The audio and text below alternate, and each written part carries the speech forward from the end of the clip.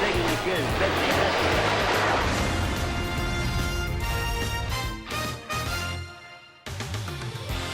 At Citi Field in New York, the New York Mets play the Philadelphia Phillies. Tuesday night baseball is courtesy of FiOS by Verizon. New York Mets baseball on SNY is brought to you by FiOS, the best way to watch your Mets all season long. Get the 100% fiber optic network. Visit getfios.com. By Tri-State Buick, experience the new Buick for yourself at your nearest Buick dealer. And by Geico, over 75 years of savings and service. Well, 2 days ago, it was Easter.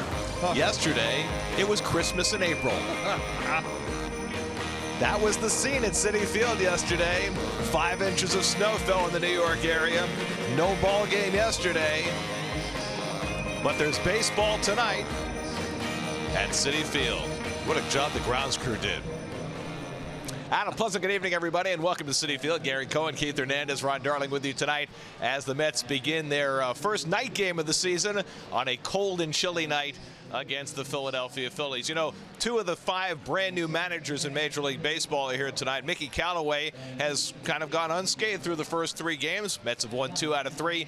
Not so much for Gabe Kapler. The embattled Phillies manager has already pulled his opening day starter early and lost. Had to bring in a bullpen reliever who wasn't fully warmed up. So it's been an embattled first few days for Gabe Kapler. Well, he's definitely under the gun here, and he took a starter out and brought in a reliever who wasn't even warming up. So this is where the game is trending. Kapler will tell you he's got a very balanced bench, and he's got a balanced bullpen, and he is going to use analytics and use as many players as possible. And right now he's used a lot of his bullpen. But this is the way the game is trending, folks.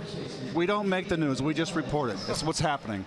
The Phillies also have the youngest opening day roster in baseball, and they've got a lot of very talented up-and-coming players, and that's the task for Matt Harvey tonight. Now, last year, Matt, coming off the thoracic outlet surgery, did not have a good year. Ronnie, what did you see in spring training that gave you encouragement for Matt to bounce back this season? You know, Gary, there were really 3 things I was looking for in spring training. One was his velocity to a point where he could dominate at times again. I say yes. Was his slider tighter than it's been, especially last season when it was a pitch he could go to each and every time? I would say it was much better than last year. And most importantly, does he have the tools now, when he doesn't have his dominant stuff, to be able to throw his secondary pitches when he's behind in the count? I think that was a resounding success in spring training, but it was spring. This is result-oriented business. It's going to be interesting to see if he can pull it off in season. Matt Harvey makes his first start of 2018 on a cold and dank night at Citi Field. Mets and Phillies, all the action coming your way tonight, right here on SNY.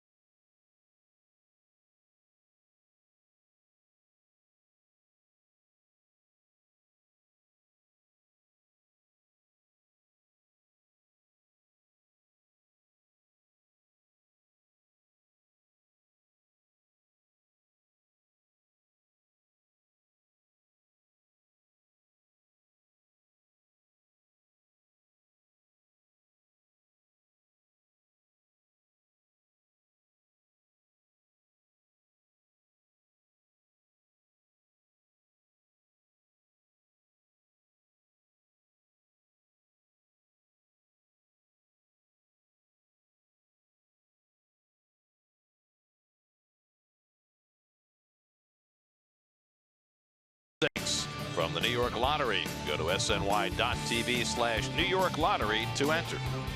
By Cadillac. Visit CadillacTristate.com for exceptional offers. And by the NFL Experience, a live-action football attraction located in Times Square.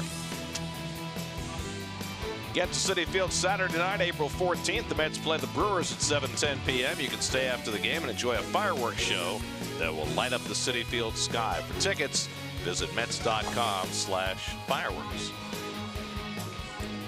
Tonight's starting pitchers brought to you by People's United Bank. Mets saw a lot of Ben Lively in his rookie season. 15 starts, 3 of them against the Mets. And he not only pitched well against the Mets, he hit a home run against them. One of 2 home runs he hit in his rookie year. Harvey trying to bounce back from a difficult 2017. Matt takes the mound on a chilly night in New York. Mets and Phillies. First pitch is coming right up.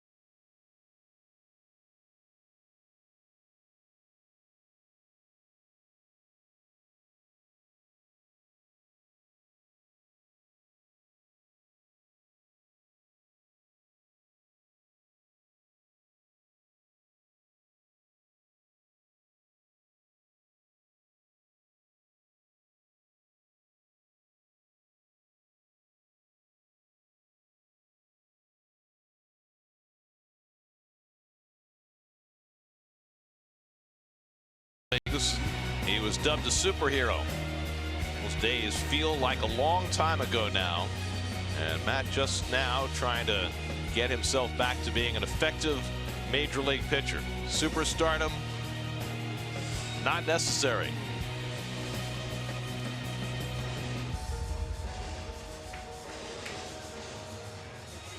One of the keys for the Mets this year will be how the back end of their rotation performs behind Syndergaard and DeGrom. Steven Matz had a rough go in his first start of the year. Harvey trying to get his season off to a positive start. You know, Gary, the best way to go about it, night in and night out, you get a great effort from your starting pitcher. That's what they're looking for. There's the Phillies starting lineup. Third straight start for Scott Kingery, who had never played a day in the major leagues before this season and is locked up for 9 years. 6 years plus 3 option years for the Phillies. Second round pick out of the University of Arizona, has played well so far, so he earns another start. Maikel Franco, who's done well against Harvey in the past, sitting on the bench. As we mentioned earlier, the youngest roster in Major League Baseball on opening day, and the Phillies have some promise. Well, Matt only made 18 starts last year. He was on the DL from mid-June to early September with a stress injury in his right scapula. But when he was on the mound, it was not good. He's going to try to turn it around this year. Those are the Toyota numbers.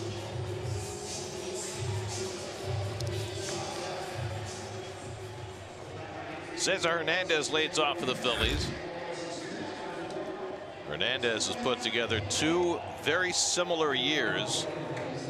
Last year on base percentage .373, his 6th year with the Phillies, his 4th as a regular, and he has established himself as a mainstay in that Phillies batting order, hitting leadoff. Phillies lost 2 out of 3 to the Braves to start the season. They had Sunday off and then the snow out yesterday. Back to action. Harvey's first pitch is taken high, and we're underway. And now 29 years old, just had his birthday last week. Will be a free agent after this season. Fly ball out to left center field. Back goes Cespedes in the gap. He's got it lined up for the first out of the night. Hernandez flies out, 1 away. And your Metropolitan defense brought to you by Lexus. The starting infield, Jose Reyes, the 4-time All-Star, gets his first start at shortstop. Adrian Gonzalez back in the lineup. Center field, Brandon Nimmo back. Not the Admiral. Brandon Nimmo in center field. He was under the weather, skipped the other day. He's back in the lineup. You saw Jay Bruce there. It's Jay's birthday today, 31 today. Here's Carlos Santana, the former Cleveland Indian who signed as a free agent, 3 years, $60 million. He signed very early in the offseason. He did, and he made a good move by signing early. He is an on-base percentage machine. And Harvey gets the changeup in for a strike, and it's 1-1. That changeup is the pitch that Harvey was really working on during the spring. And not always easy to throw in this cold, wet weather. That one was a good one. So the infield shift against Santana, switch hitter, and he bangs one on the left side. Frazier backs off to grab it. Plenty of time, 2 out. I really thought in spring training that Matt was working on location of his fastball. It got roughed up a couple times early. He didn't really go to his changeup till later in spring. And I think with Dave Island wanting the Met pitchers to throw more inside, I think his focus was on command of that fastball. And that changeup is wicked. I'm telling you, it's an out pitch. Here's Aaron Altair, 1 for 11 to start the year, and he takes a slider for a strike. Altair had a good year last year. He had a couple of stints on the DL with a hamstring, but 856 OPS for the year for Altair. He's playing right field, and that misses the outside corner, a ball and a strike. It is 40 degrees. The wind's blowing out of the northeast at 11. There's a heavy mist in the air. And Ronnie, you talk about the difficulty throwing the touch and field pitches on a cold night. When it's this humid and cold, is it a little easier than if it's drier? Good call. Yeah, it is a little easier, but you always have to remember this, or I did. Keep it simple in these games. The hitters do not want to hit on nights like this. Keep it simple, throw strikes, make them put it in play.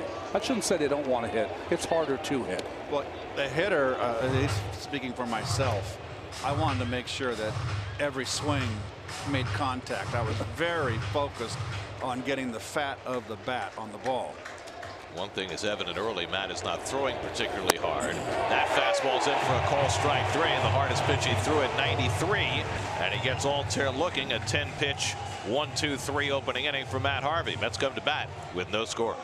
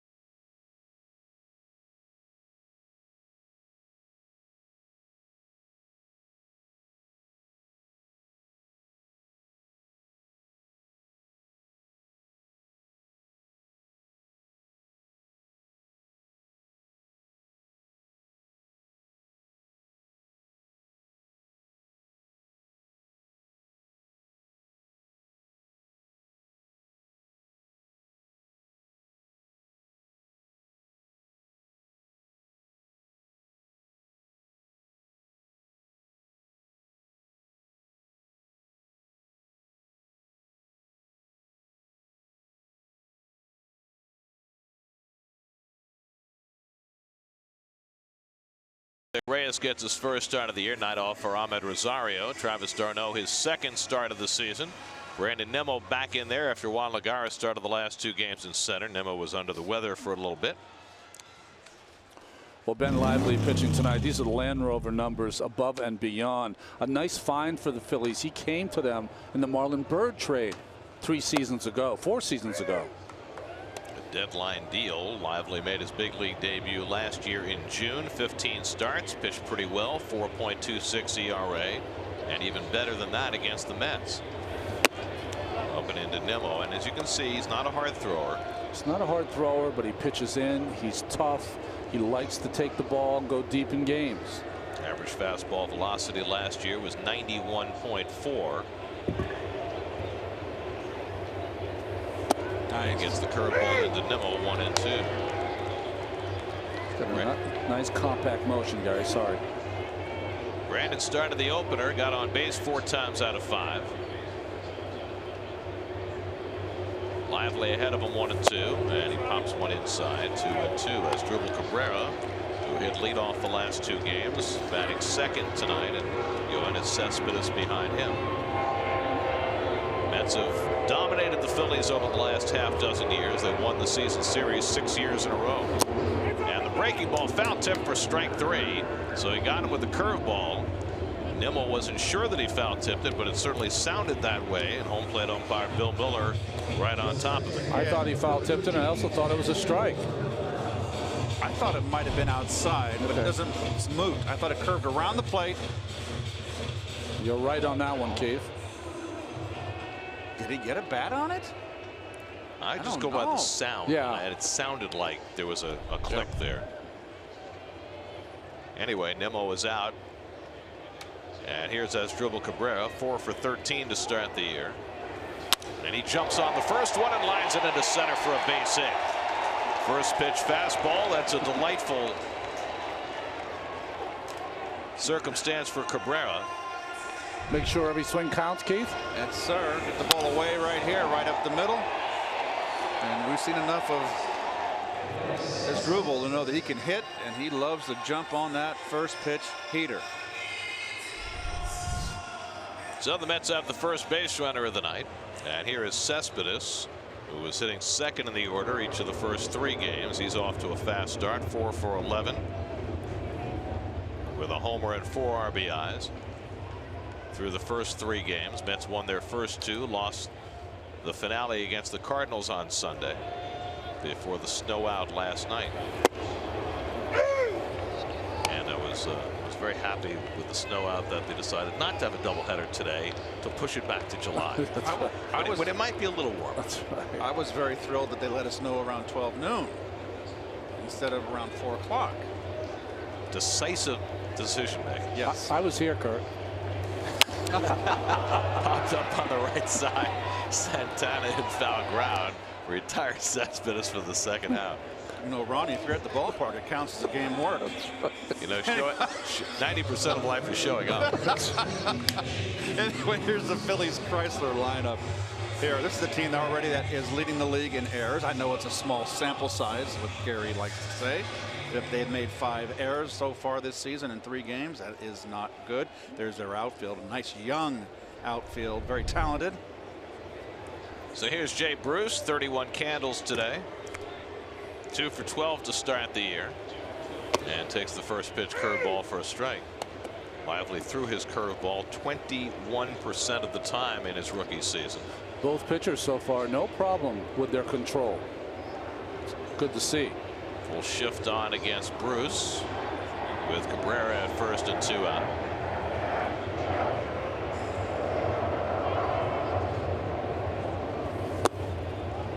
Fastball in at the knees, and Lively gets ahead 0-2. Now, there's the shift right there. The third baseman way over in the outfield and right field.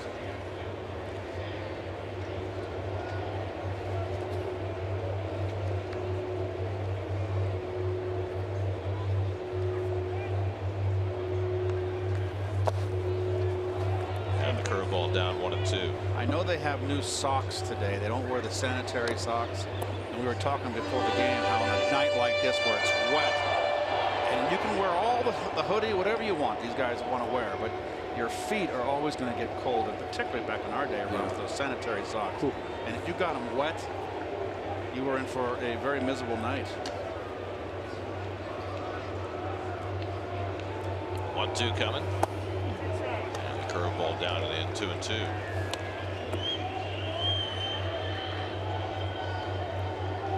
Todd Frazier would be next, hitting 5th in the order tonight. The 170th consecutive game that the Phillies have started a right-hand pitcher. Haven't had a lefty starter since late in the 2016 season. That's looped into center field. That's going to fall for a base hit. Cabrera will pull in at second. And the Mets have 2 men on, and Bruce has a hit on his birthday. And it sounded like that was a bit of a painful hit. Yeah, he's looking in the dugout. Towards the end of the bat a little bit. Yes. Still counts. He's got the gloves on. Yeah. Manos. Interesting. He was teammates with Santana last year when he was shipped over to Cleveland. So now 2 out of 2 on, and here's Todd Frazier. Frazier 2 for 10 to start the year. Cabrera at second, Bruce at first.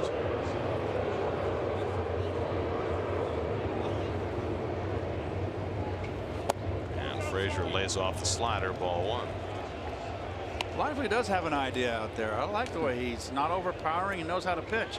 I'd like to see more of this kind of pitcher in today's game instead of just these throwers.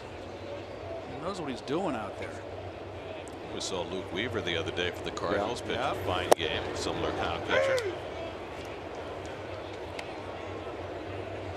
Ben Lively grew up on the beach in Pensacola, Florida.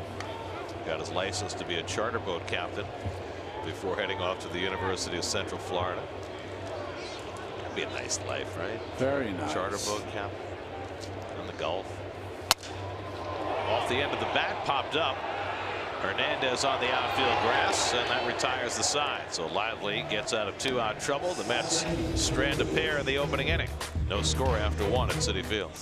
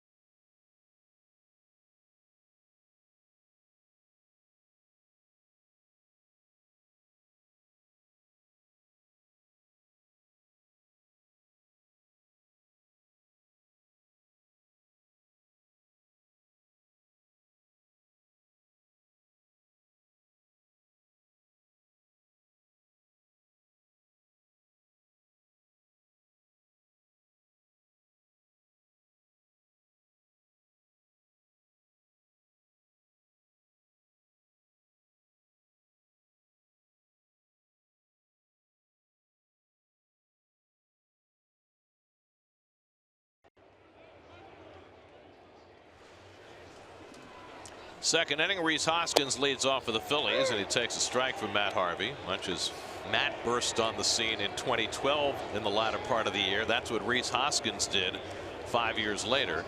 He made an enormous impact in the 50 games he played in the major leagues last year. Enough of an impact that in a normal season where there wasn't an overwhelming rookie of the year like Cody Bellinger, he might have had a chance to win Rookie of the Year playing just 50 games. He got off to that horrible start, and the Mets just chewed him up in that series in Philadelphia. Well, that's the last time he had a bad series. And even with that bad series, he had 18 home runs in his first 34 games. That was like a little over 9 at bats, so a home run every little bit more than 9 at bats. It's incredible. I remember he had his parents and his girlfriend at the series. Poked the other way, and Hoskins, who's reached base in every game so far for the Phillies, has their first hit tonight. Don't you just like a slugger when he has a little 2-strike approach? Yep. It's not a bad pitch, Ronnie. Yeah. I mean, a little luck involved there, but still, you know, you'll see a lot of sluggers just take a big swing at that and miss it for a strikeout. He's on top of the plate, as you see, and that enables him to go reach for that ball, let go with one hand.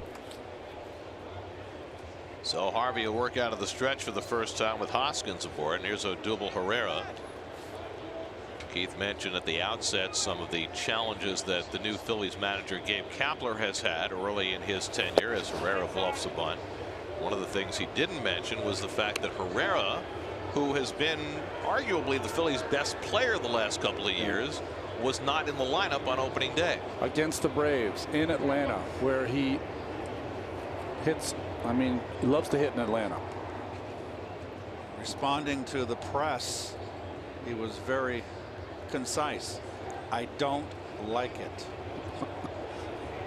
It's like me and my opens. Concise? I'm leaving some space for you to continue your thought, Keith. Well, it's obviously been a rocky first few days for Gabe Kapler, and he has acknowledged as much. He hasn't necessarily said he would do anything differently, except maybe make sure that he had a reliever up when he went to the mound to change pitchers. That was the glaring error that he made.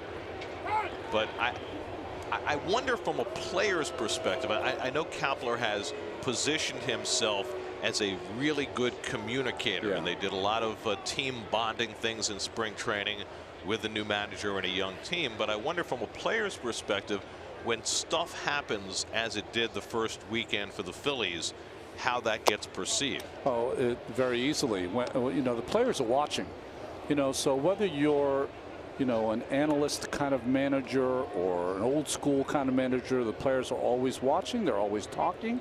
They're always having those conversations that are uncomfortable behind your back. It's happened forever. This is, fortunately for Kapler, it's a young team, a very young team. But when you make an egregious error like that, which I've never heard of, that's going to get any and everybody's attention.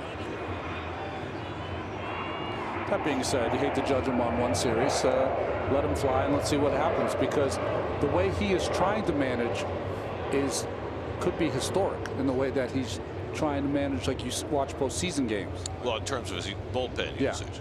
Well, they are carrying 9 relievers, and that's with a nod toward that as Herrera pops one up in foul ground, and Frazier should have plenty of room. And that's the first out of the inning. If you're going to manage the way the postseason has now come to be managed, pulling starters early, using lots of matchups for relievers along the way, you've got to have an expanded bullpen and a lot of depth in the minor leagues as well. Well, I think what is happening is that you're seeing a lot of teams trying to script the game before it starts. And I think that's all right to do, but your eyes have to tell you whether you can stay on script or not. That's an excellent point. And, in Kapler's defense, if you want to go this way, when he pulled Aaron Nola after 68 pitches because it was the start of the third time around the batting order, I think it was Ender Inciarte, the first guy up the third time around the batting order, hit a bullet, right, and got an extra base hit. So maybe it was a combination of a script and using your eyes as well.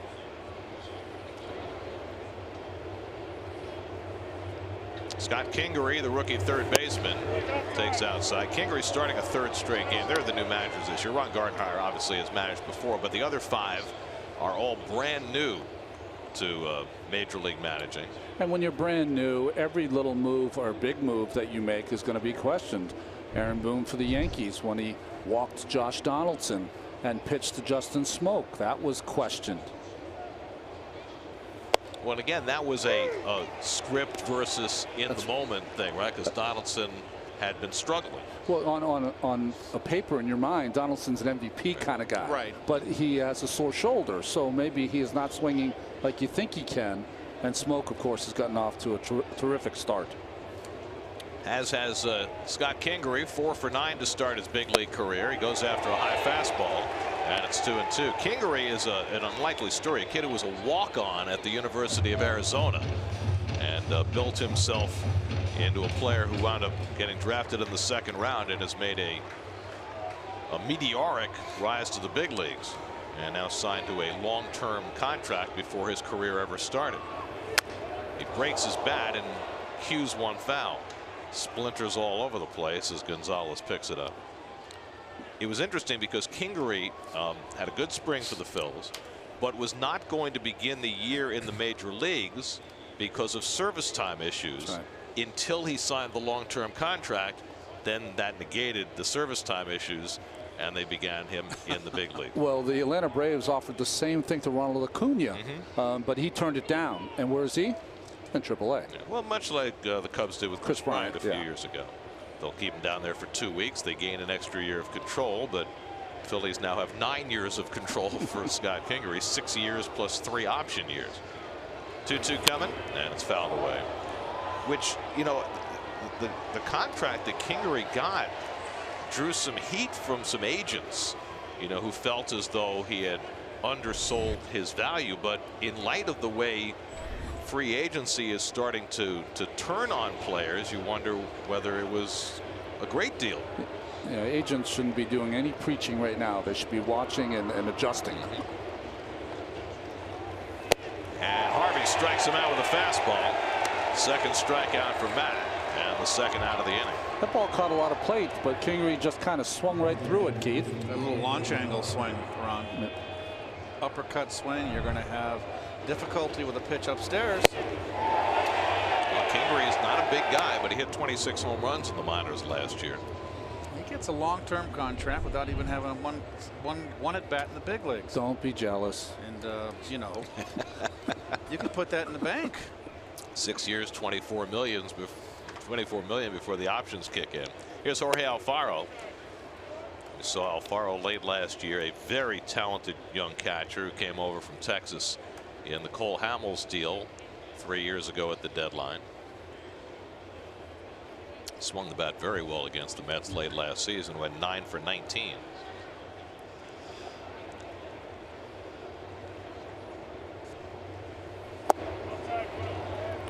So we were talking about before in the open about Matt, what he has to show. Well, his velocity is a tick down, okay? But I think that over the course of the year, and this says a lot about a lot of pitchers, other than the ones that have great stuff, they're going to have to own the inside corners of the plate. Matt hasn't thrown any balls inside yet. And again, Darno sets up outside. Gets the slider for a strike, 2-1.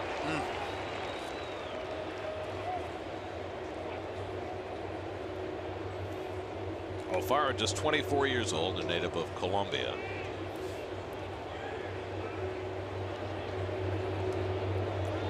Ten pitches in the 1st inning for Matt. This will be his 20th pitch in the 2nd inning.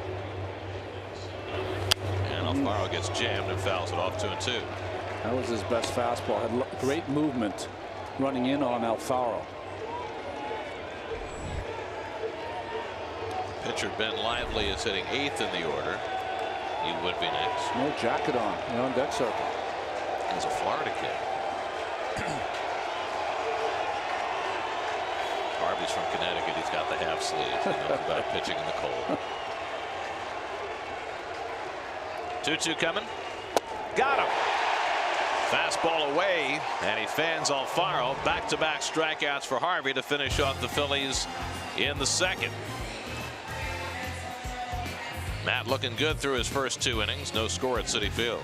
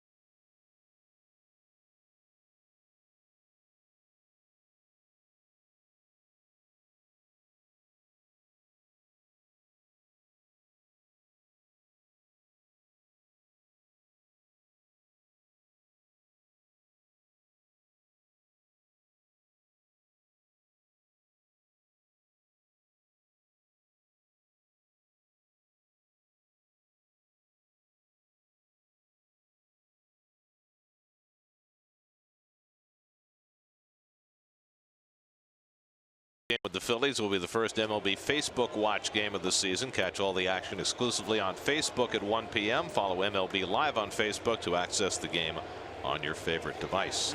We'll be back with you on Thursday from D.C. Adrian Gonzalez leads off in the home second and takes up and away from Ben Lively. That's the Nats home opener on Thursday. By the way, Saturday, the second game of that series, they're predicting snow in D.C. Oh, wow. We'll be there. Gonzalez flies one foul. We'll be way up high in the altitude too in that ballpark. It'd be like being in the Himalayas. get the little extra snowfall. Well, I'm the closest thing you got to a Sherpa, so I'll try my best. See Island talking to Harvey about getting through the baseball. I love that, because I used to always have an issue with kind of stopping once I let it go, follow through right to the catcher's glove. Ooh. Gonzalez takes the curveball that goes around the plate. 2-1. Adrian 3 for 7 to start the year. Off to a nice start at age 35. And he pulls that curveball into the shift. Hernandez makes sure of it, and that's the first out. That is a 4-3 put out. Very nice. California boy Travis d'Arnaud. Yeah, got the ski mask on like he's in Arrowhead, Lake Arrowhead, doing some skiing. That's in Southern Cal. Second start for d'Arnaud as he and Kevin Plawecki split time. And the curveball down from Lively for ball one. d'Arnaud had some good at bats against Lively last year, 3 for 9 against him. You can see Travis's nose is all red.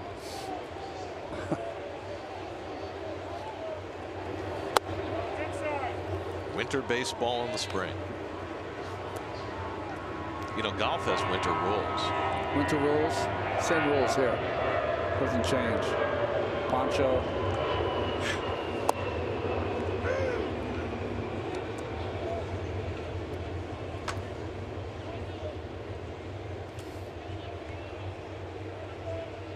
Jose Reyes waits on deck.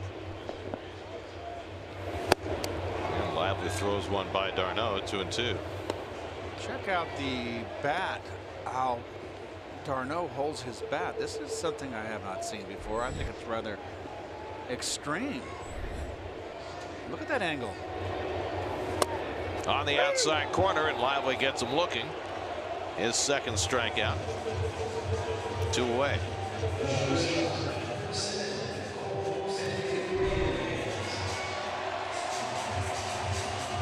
Maybe not. Well, he's not calling the breaking ball for strikes, Bill Miller. He's giving the pitchers, though, a little off the corners. Here's Reyes, first start of the year. He's had 1 at bat so far, and he takes a curveball for a strike. He homered against Ben Lively last year. Reyes playing shortstop. Ahmed Rosario getting a day off. Very shallow outfield by the Phillies, and particularly in center field and left field. Hoskins doesn't run that well, and Reyes has got pop for it. 15 home runs last year. Been surprised. Well, the Mets have burned the Phillies enough that the Phillies should know about the Mets' power in general. Last year, the Mets hit 33 home runs against the Phillies. There have been only 2 years in Mets history when they've hit more home runs against a single team.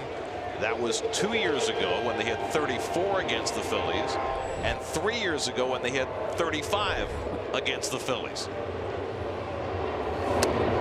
3-2 to Reyes.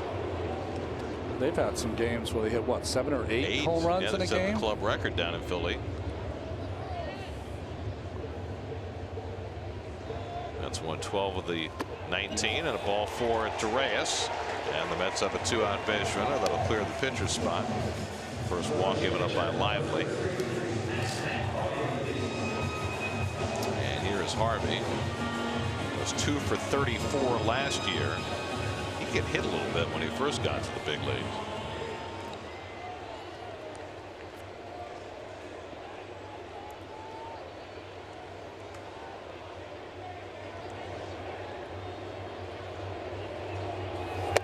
You would think that batting Reyes 8th, you kind of take away his base stealing ability. With the pitcher at the plate, you certainly don't want to make the third out and have the pitcher lead off the next inning. What I've seen so far from Mickey Callaway and his making of this lineup, he likes, and the Mets have this. They have this ability. He likes that left, right, left, right, left, right. Likes the balanced lineup. I mean, you could put d'Arnaud 8 and Reyes in the 7 hole. Yeah, that would be a viable option. Well, Reyes does run. Alfaro's got a strong arm, and he guns him down, and Harvey will lead off the next inning. We'll see whether the Mets challenge the call, but Alfaro, despite a throw that was up just a little bit.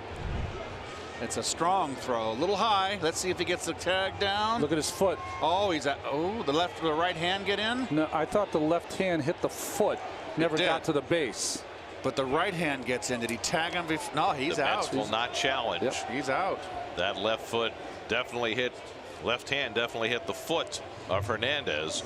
So it's a 2-4 caught stealing to end the inning, and that's the downside again of Reyes sitting 8th. Now you've got the pitcher leading off the next inning.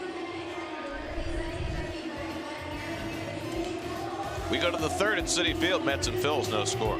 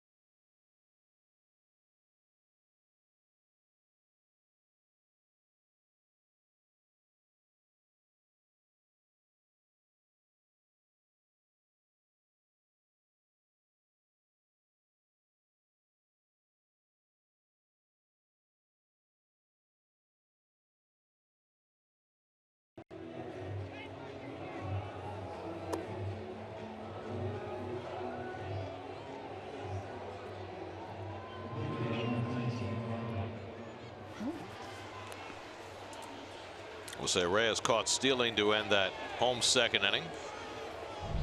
Is the end of that play. Watch the foot of Hernandez kind of slide to the exact place that Reyes was trying to attack the bag with his left hand. And I guarantee you, if you go in feet first, and there are spikes there and a clean slide, he's going to move that foot out of the way, and you're going to be able to slap that tag down. Watch out for Lively. 2 home runs last year and just 26 big league at bats. One of those came against the Mets. First Philly pitcher to homer twice in a season since Cliff Lee. Oh, okay. 2011. First Phillies rookie pitcher to hit home run since 1995. Oh, he's a big right-hander. Good hit. It was Tyler Green. You're thinking of Tommy Green. I was thinking of Tommy Green. This is Tyler Green. No E. No relation to Dallas Green. Speaking of big Philly pitchers. Really?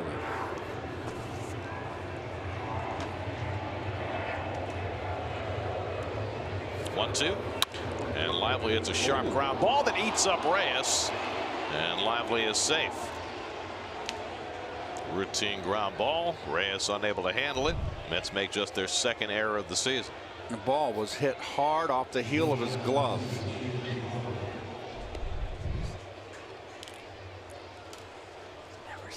So Reyes' first fielding chance of the season, and it goes awry. That gets the leadoff man on for the Phils. Lively at first. No jacket. Love it. Or hoodie. They're tough in Pensacola. There's J.P. Crawford batting ninth in the order, the Phillies shortstop. Has to push a bunt. We saw Crawford late last year playing some third base for the Phillies, but with Freddie Galvis having been traded to San Diego, that opened up shortstop for Crawford, who has been the top prospect in the Phillies organization the last couple of years, but he really hasn't hit much at the AAA level or in the big leagues yet. So it'll be interesting to see how much he winds up hitting. I think he should watch his teammate Cesar Hernandez play every day. I think that's the kind of hitter he profiles as, to me. First round pick in 2013, came out of the same high school as Travis d'Arnaud in Lakewood, California. Mets had a catcher from Lakewood, Mike Fitzgerald. Do you remember Mike? Traded him in the Gary Carter trade. That's right. One of my buddies. Used to love to throw to Fitzy. Look, big open stance, but watch the stride. Right back at the pitcher. He has to. He's off the plate. Golfed foul, and it's 2-2. Crawford 1 for 9 to start the year. He's just 23. So he was 6 years behind Travis d'Arnaud at Lakewood High School. Hard to believe Travis was drafted in 2007 by the Phillies. That's right. 2-2. Jammed him and he fouls it off. Traded for 2 Cy Young Award winners, right? First Roy Halladay and then R.A. Dickey. Never even talked about the tragedy that befell Halladay and his family last November. Oh, did you see the ceremonies they had in Toronto for him? That was gut-wrenching and incredibly well done.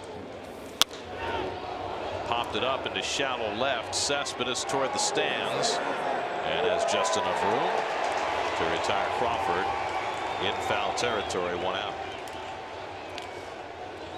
So, folks, a year ago and tonight, look at his position on the rubber. Last year, right in the middle of that rubber. Now he's toward the first base side.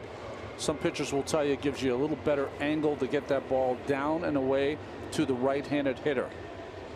Some it does, some it doesn't. But for Harvey, it seems to be working so far. Do you see any other tweaks that he's made since last year? Yeah, a little higher leg kick when he's throwing out of the windup. Trying to generate a little more power. And he's a little more tucked before he goes to the plate. To me, when you get tucked like that, you're trying to have a little more explosion towards the plate.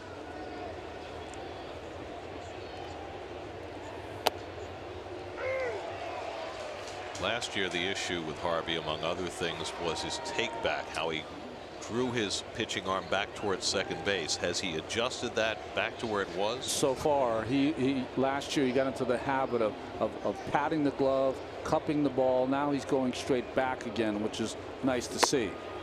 Just Mr. Hernandez 1-2. One of the things that Matt did early in his career, which was to me phenomenal, I'd never seen a lot of pitchers do this. He would reach almost back like he was touching second base, and it was more like he was throwing a javelin than he was throwing the baseball. I had never seen it thrown that way before. By the way, Lively has a jacket on now at first base. That skips away from d'Arnaud, and down to second base goes the bejacketed Lively. So an error and a wild pitch put a runner in scoring position. Cutter. Slider in, not a good, not a good one. slider because it didn't have that good circle behind the ball. Kind of off center on that circle, and it wasn't a full circle. It means Ronnie didn't get down and pull that lamp shade down. That's right.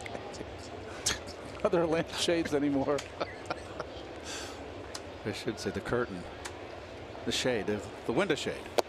Struck him out with a high fastball.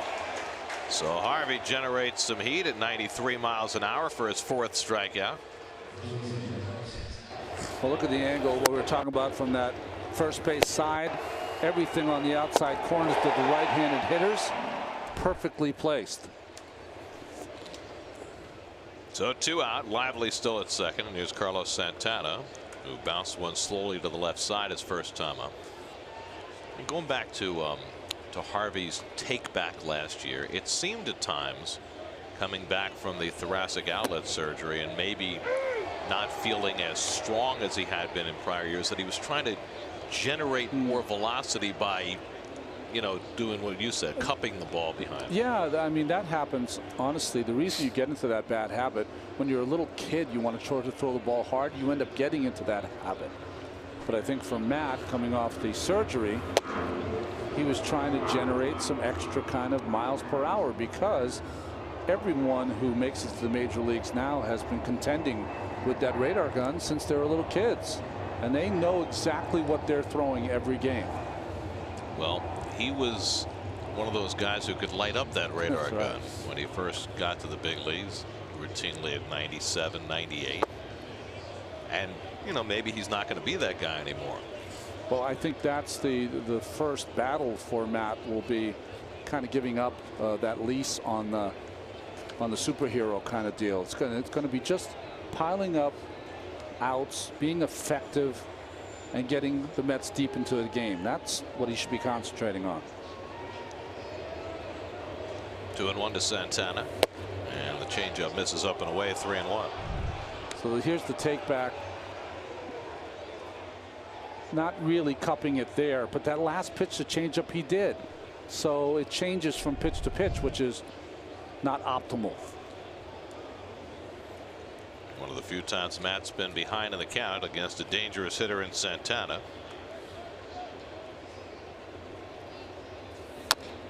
And he goes to the slider and gets a foul ball at the plate. 3-2. Matt's already got 4 strikeouts today. Never had more than 6 in any of his 18 starts last year. Aaron Altair, the number 3 hitter for the Phillies, would be next. No score. We're in the 3rd. It's not really raining, but there's a mist, which is why that umbrella is open. Temperature right around 40 degrees with a breeze blowing in out of the northeast. It's chilly. 3-2 coming.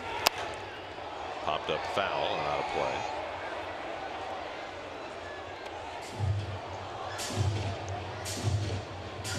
Santana 2 years ago, 34 home runs. Last year, only 23. But a .363 on base percentage. Guy who started as a catcher. That's right. And became a first baseman and DH in Cleveland.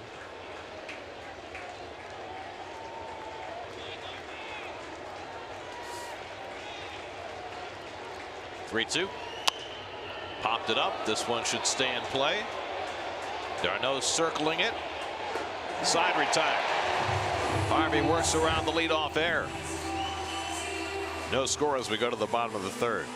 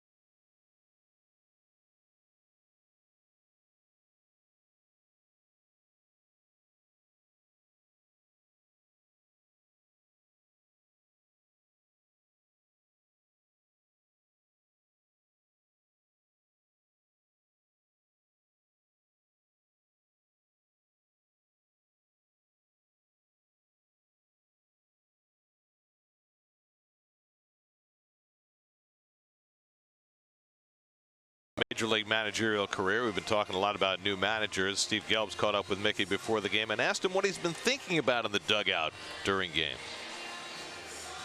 Every possible situation. You know, I remember, I guess it was the third game, and I started talking to D. Sarcina, our bench coach, and Dave Island, our pitching coach, and we're starting. I'm running them through situations, and I was running them through all these situations, and I realized, oh, these are all worst case scenarios. They probably think I'm like, you know, really negative, but you have to be prepared for every situation in case it happens. And, you know, it's not about being negative or not. It's about being prepared for what could happen. The easy situations, you really don't have to do anything. So you have to be prepared for the tough ones. You know, it's different when you're out there managing. You know, I'm a big stay in the moment guy. I think the moment for a manager is 2 or 3 moves ahead, because you've already made the moves that are happening right then. You know, I think the players can stay in that particular moment. I think the moment for me is thinking 2, 3 innings ahead, 2 or 4 batters ahead, and things like that. So, you know, that's my moment during the game. Matt Harvey leads off the home third inning with a base hit on an 0-2 pitch. Well, everything that he said, I mean, I remember when I was playing and Whitey Herzog came over, and I think it's, you know, much more simplistic. We finally got to it in the end of all Callaway's comments was that Whitey always said you got to be 3, 4 batters ahead to what can possibly come your way. Time called as they want to get the jacket to Harvey, and Harvey says, I'm not taking it. So Ruben's in charge of the jacket, throws it back left-handed. It's going to get all dirty. Now it's all dirty. No. Who's picking it up? It's hard to throw a jacket. That's one. Usually catches those. That's right. Brandon Nimmo takes a curveball outside. So Matt Harvey, who had just 2 hits all last year, has a hit in his first at bat this season. So it was interesting listening to Mickey's comments, and the first thing he said about, you know, going over all the situations that might happen. And Nimmo was hit by a pitch, and the Mets have 2 men on.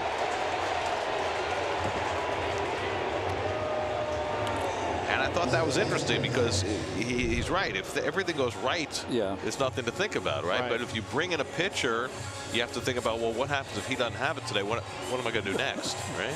That kind of thing. Yeah, I think that you can't be fooled by what has happened. You have to be anticipatory of what is going to happen, anticipate. And I think he said it there. I've always thought of managers come from a couple different schools. One has a really great bench coach, you know, Torrey and Zimmer.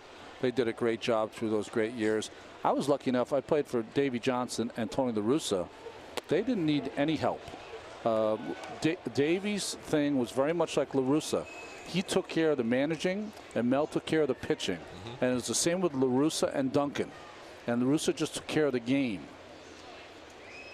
It's a little different, though, don't you think, when you have a manager who comes from the pitching side?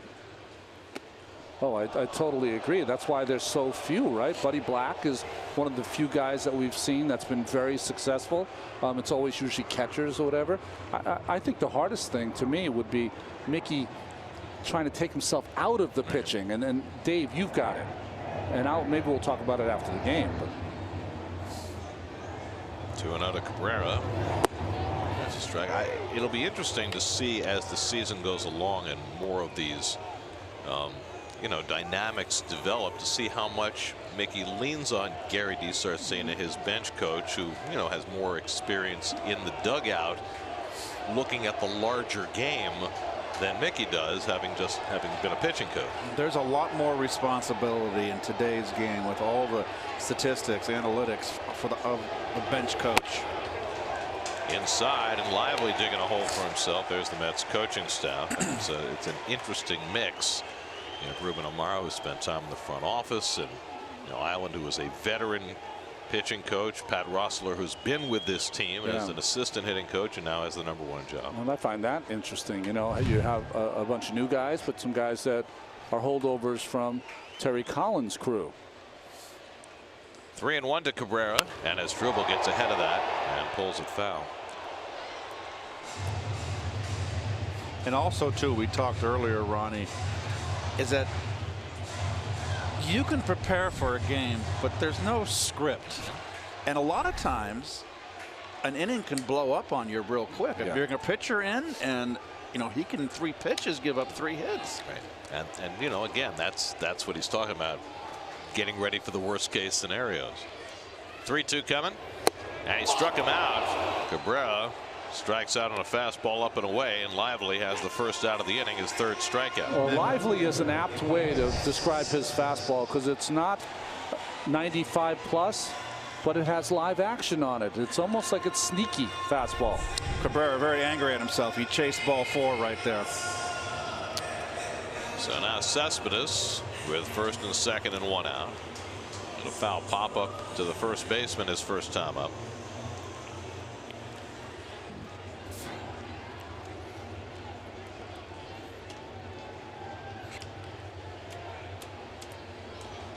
Harvey out on the bases, sans jacket.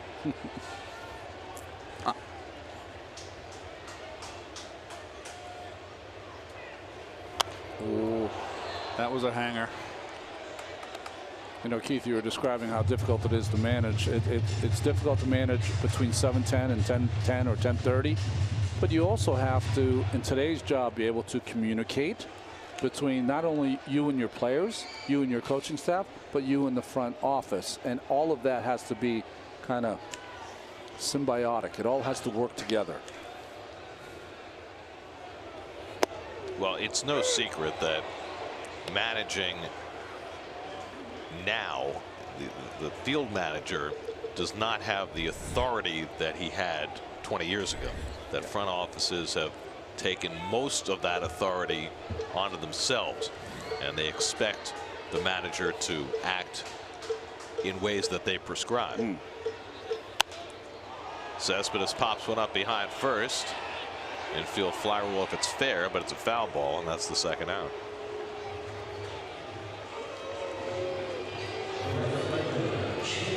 The managers, I remember when I was a kid, were idolized, Earl Weavers and others, and they could do no wrong, and they had all the power to decide this and that, and now they're more middle managers in a way. So the question that I would have would be, as a player, if you know that the manager doesn't have as much authority as he once might have, that's ripped down the right field line by Bruce, but foul. Does that change the dynamic of the relationship in terms of how you have respect for your manager as a player? I think it's a generational thing, Gare, and these players today, I think that's what they've come up and played and experienced. It's normal to them, where for me, you always look for a manager to be the boss. Yeah. Bruce pokes one out to left. Hoskins has it measured, and Lively escapes trouble in the 3rd. Mets got 2 men on, but could not push one across. After 3, Mets and Phils, no score.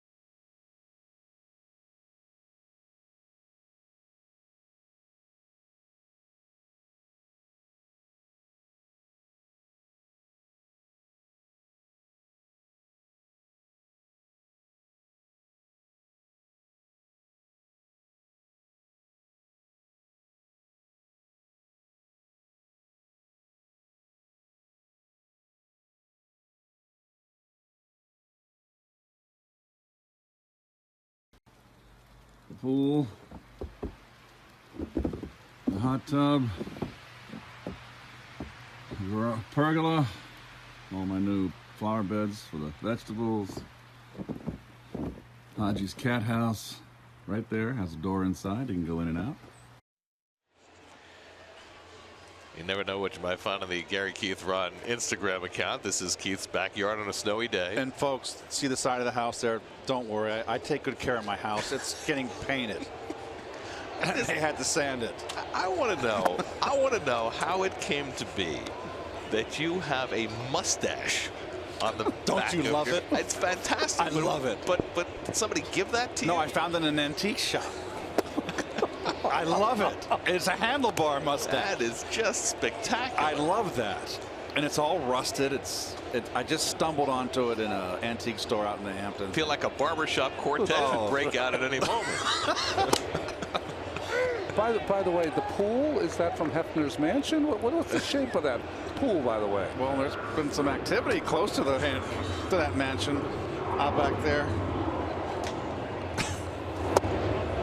Harvey falls behind Aaron Alter, 3-1 as we start the 4th inning. So Instagram, Twitter, you're all over it now. I guess. Official. I don't know.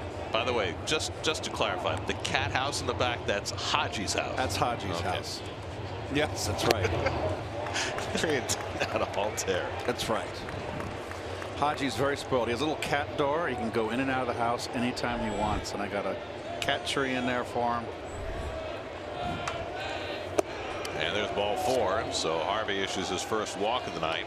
3rd straight inning. The Phillies have had the leadoff man on. There's the cat house. I don't think I'm going to be opening up the pool anytime soon. There it is. There's the ladder too. See? Haji doesn't climb the ladder, does he? No, he doesn't. But I've been on the roof. Really? Oh yeah, it's a flat roof. I have to go clean the drains every once in a while. The leaves, the trees. Can't a person of your stature, hire out for that kind of activity? I'd like to do that stuff. What would we do if you had a mishap climbing onto your roof? We would be caught short. There's nobody who can replace you. I'm very careful. I'm not going to Cincinnati, I'm telling you. I have slipped and foul on the roof when it's wet. Excuse me. Reese Hoskins gets under on the left. And Cespedes jogs in to get it. 1 out. That was a fun morning, wasn't it? Waking up to that snow. I mean, that was a beautiful morning. My dogs loved it, I'll tell you that. Oh, I bet. Romping in the backyard. They're full of energy. Especially the young one. Even Haji wanted to go out in it.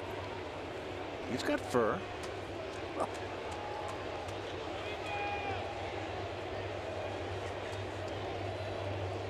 So far, so good for Matt Harvey in his first start of the year.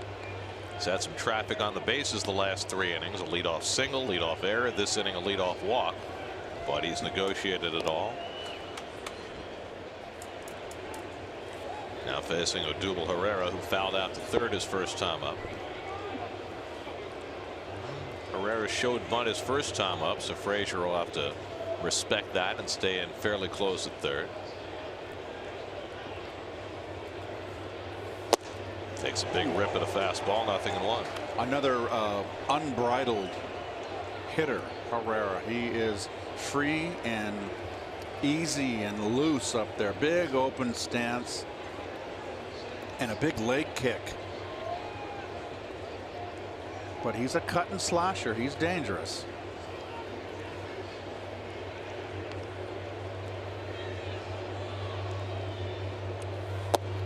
And Harvey gets one at the knees, and it's 0-2.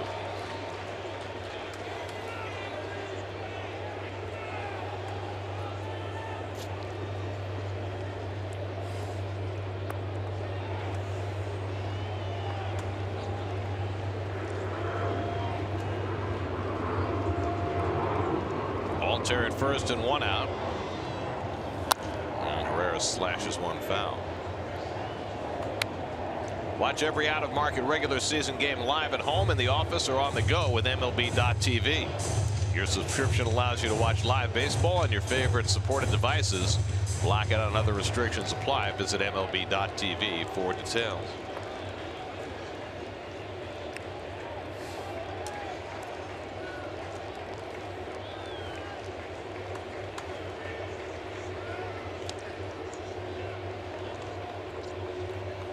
He's always had that open stance, but Herrera seems more spread out to me. A very peculiar front foot, the way he's angled like that, almost off. Its cleats actually have, they're not even digging in. He's on the side of his foot. I'm making full use of his spikes, that's for sure.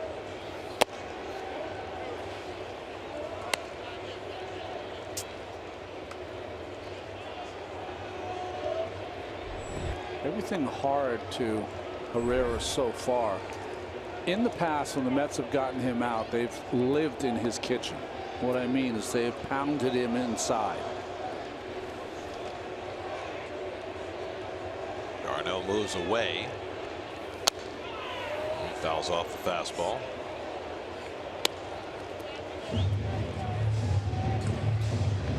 We're talking about Scott Kingery and the contract that he signed. The Phillies did a similar thing with Odubel Herrera. He's in the second year of a long-term contract that he signed as a young player.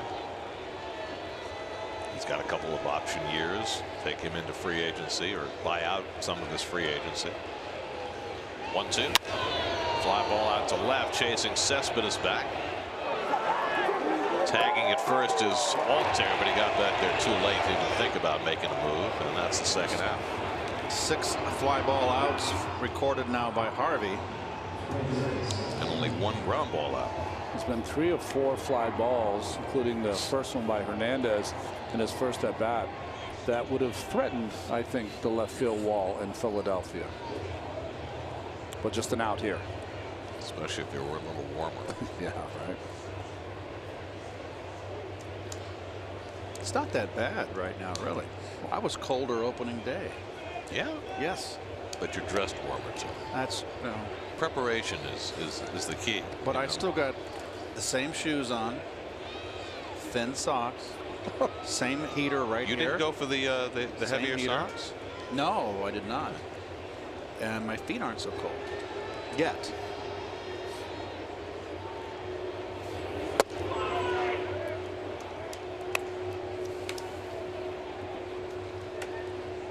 Maybe you need someone from the front office to work on your, your scripting of your wardrobe. Well, I was going to say, if we had any more time on camera there, I was afraid where he was going to go. He was going through the whole outfit.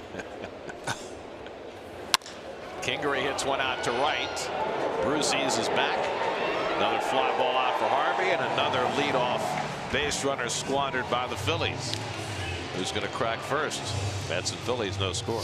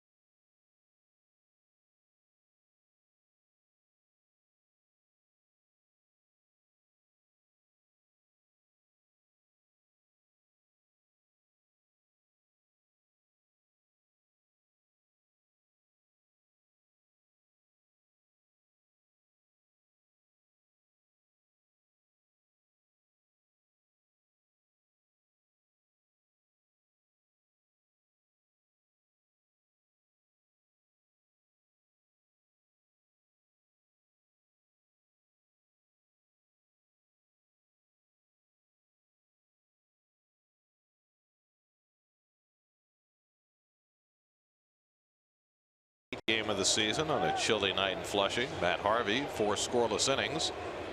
Mets will have 5, 6, and 7 in the order, trying to get him a run. Todd Frazier takes a strike from Ben Lively. Well, there he is again, Ronnie. Island with that follow. Just get through your pitches. Well, you know, I think that's one of the things about pitching coaches is that you have to know who you leave alone and what guys you want to reiterate. You know, the trigger points that they need to be successful. Does every pitching coach have one particular mantra for you? Well, that's interesting. Yeah, it depends on the pitching coach. Mel Stottlemyre was more of a fatherly figure, so he didn't really care as much about mechanics, although he could tweak mechanics if he had to. Dave Duncan really didn't care about mechanics. He only cared about outs and how to get outs, strategically how to pitch to hitters. So I never had that guy that would always tweaking your mechanics. That would have been a bad pitching coach for me anyway.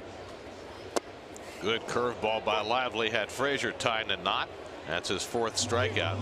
Let's go to the Verizon Up seats. And Steve Gelbs' report tonight is courtesy of FiOS by Verizon. Steve? Well, Gary, you guys have been talking a bunch of times this game about the rough opening series from Phillies manager Gabe Kapler, and so we brought on Jim Salisbury, a veteran reporter for the Phillies. He works for NBC Sports Philadelphia, to talk a little bit about it. And Jim, just your take. You've been around Gabe Kapler, not just those 3 games, but all throughout spring as well in this offseason. What's your take on what we saw that opening series? Well, it was a little like going to a NASCAR race for the Rex, that 3-game series in Atlanta. You know, opening day, he makes a quick hook on Aaron Nola with a 5-0 lead, and they end up losing that ball game 8-5. And you know, the whole town is, why did you take out Aaron Nola when 5 days earlier in Bradenton you compared him to Zach Greinke? Did you take Zach Greinke out of that game? You know, the bullpen ends up giving it up. It was a very controversial decision. And then, you know, 2 nights later, he waves a reliever into the game and nobody's up in the bullpen. So 2 really tough situations. You know, one was just a simple dropped ball in communication. Hey, you kind of say, that's that, it's over. But the other one makes you scratch your head a little bit. They're a very analytically driven team now under this new regime, and they believe in maybe getting that starter out of there before he sees the lineup the 3rd time. But it just really kind of blew up in their face. Adrian Gonzalez singles there into right field. And Jim, obviously the outside is questioning Gabe Kapler right now. I know it's very early, but what's been the feel, the reaction from inside that clubhouse, the players? You know, I think there's been a little bit of, I've noticed a ripple of skepticism. Just especially after that Saturday night game, you got some looks like, what the heck's going on here? And the only thing that's going to make that go away, because if you lose the clubhouse, we all know, you lose the clubhouse, you lose the players, you're going to lose a lot of ball games, you're eventually going to lose your job. It sounds silly to be talking about after 3 games, but you know, that's Philadelphia, and that's the way this is. Gabe is such a polarizing guy, an outside the box thinker, progressive thinker, very analytically driven. You know, around baseball, there are people that think he's going to be really good. There are also people that, you know, are not big fans of his and have been sitting back waiting for a failure. So the timing of it, the first 3 games and how bad and the kind of explosive it all was, everybody just kind of, I think, put more attention maybe than it even deserves. If it was midsummer, I think it would go away a little quicker. The only thing that's going to solve it is win some ball games. That's going to make it go away. But he has to have that trust in the clubhouse. Those guys have to trust that he knows what he's doing. And after Saturday night's game, it was like, does he know what he's doing? Just fell right there, so I'll ask you one more quick question because we didn't get a home run, Jim. So you said the timing of it, right? And that is such a key. This is the first time that everyone's seeing Gabe Kapler as a manager. But is this the type of thing that we're going to see all season? Should we expect this type of managing, or do you feel like Gabe Kapler potentially learned a little something and is going to pull back a little bit? He definitely learned a little something. Matter of fact, just a few hours ago in the clubhouse, he talked about that. I actually sensed he was humbled a little bit by that first series. He flat out said he learned a lot. He said, you know, they are still going to use their bullpen as a strength. They're going to go for the win when they can with their bullpen. But he, you know, spent these last 48 hours, the day off and the rain out, reflecting on how he wants to use that bullpen. And he says he will make some adjustments. He will have some new guidelines. He's going to try to get more length out of his relievers, not bring them in for one batter. You know, try to get 2, 3, 4 batters out of them, so that would preserve the bullpen, because, you know, at the rate they went, you know, 18 pitching changes, 15 innings from their bullpen in Atlanta, they're all going to be, you know, hanging by Memorial Day. 21 pitchers in, I think it was 27 2/3 in that first series. Jim Salisbury, fantastic insight. Thank you so much for the time. All right, Gary, back to you. Thanks, Steve, and thanks to Jim. You know, it's a learning on the job, and you know, baseball has gotten into a trend now of managers without a lot of managerial experience starting out at the big league level. Now, I should say Gabe Kapler did have minor league managing experience. He had it during his career. That's right. He left playing to go manage at A-ball and then came back to playing in the big leagues. It's part of his unusual biography. And he came from the Dodger organization, and you saw what happened with last year's World Series, where I felt that game was lost in the second game of that series when they blew their bullpen out with all the changes they made early. Well, he's stuck with Ben Lively through 4 effective innings tonight. Mets and Phils no score as we go to the 5th.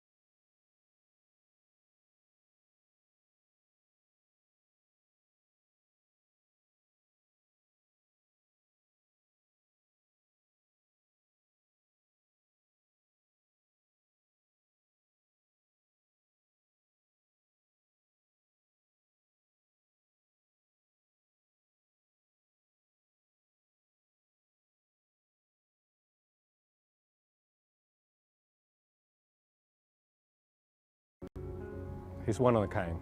Baseball is the one really possible outlet or opportunity for people that doesn't exist otherwise. See more of Los Mets baseball in the Dominican Republic Thursday at 6:30 p.m. right here on SNY. Great stories from that trip that Steve and his crew made down to the Dominican during the offseason. You know, Joe Kraus and his crew do a lot of things you see on SNY and don't get credit for it. They are outstanding. Jorge Alfaro leading off the 5th inning against Matt Harvey, who comes up and in with a fastball. 1-1. You know, I'll tell you what, with everybody, all the outs that Harvey has registered in the air in this Philly lineup, these guys are all got a little uppercut, and they're vulnerable up and in. You cannot catch up to that high fastball, and even if you're on it, you're under it.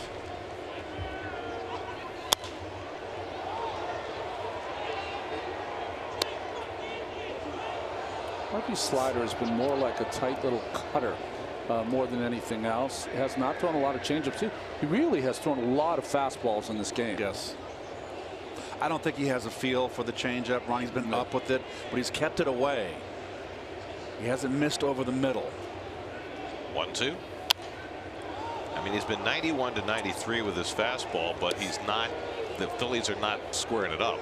They're not. And in this kind of weather, this is the kind of day you can kind of pitch him away, play him away, and let him hit fly balls to the outfield, because it's very difficult to hit one out.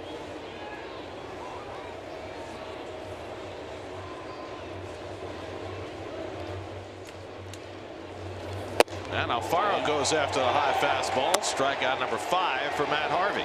There you go, Keith. I would just keep pouring that high, hard one, because you don't have to have 98 miles an hour. Just get it upstairs with a little bit of life, and you drop that back shoulder.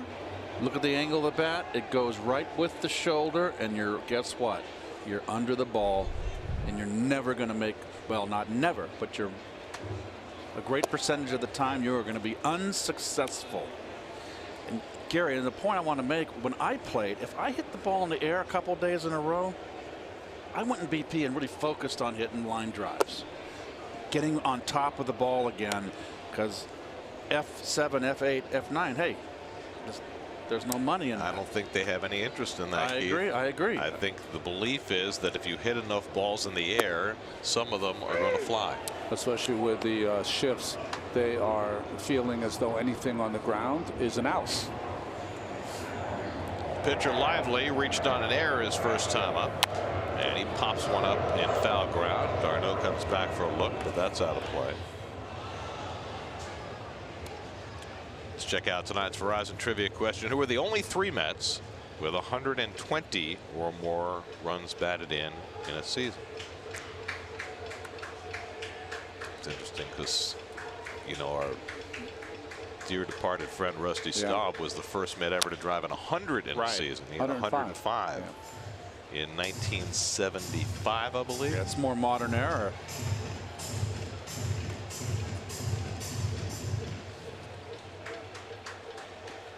Under 20, it's a big number. It's a big number. 2-2 to Lively, off the corner, 3-2. Mentioned Lively hit a couple of home runs last year. A.J. Cole of the Nats just homered against Julio Teheran. That game's 4-4 in the second. Yeah. So the Nats went 4-0 in their openings of this young season, first time ever in their young history in Washington. Harper's off to a great start. Yes. Homered on 3 successive at-bats in the first series. Ooh. That hurts on a cold day. I think it got him right in the right thigh. Yep. And there's no protection there, so.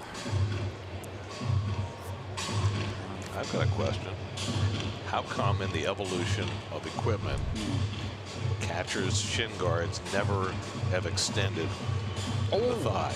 Well, you wouldn't be able to run or be athletic in any way. You know, back up first base, do some of the things. You'd be like a hockey goalie. How about coming out of a crouch to throw a runner out? There you go.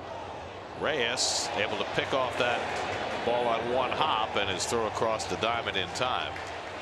Ball kind of knuckled on Jose, but he stays with it for the second out.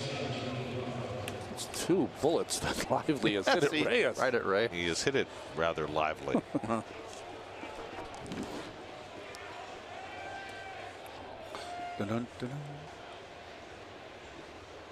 So 2 out and nobody on. Now the number 9 hitter, J.P. Crawford. He had a foul fly ball that Cespedes caught his first time up.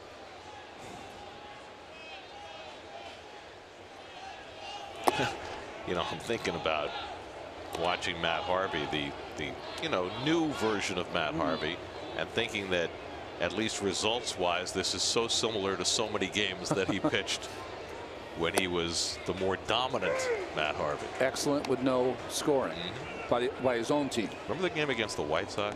They pitched the one hitter and got a no decisions. That one's rolled out to Cabrera. Another strong inning for Harvey. He sets him down 1-2-3. We've come halfway on a chilly night in New York. Harvey's been brilliant. No score.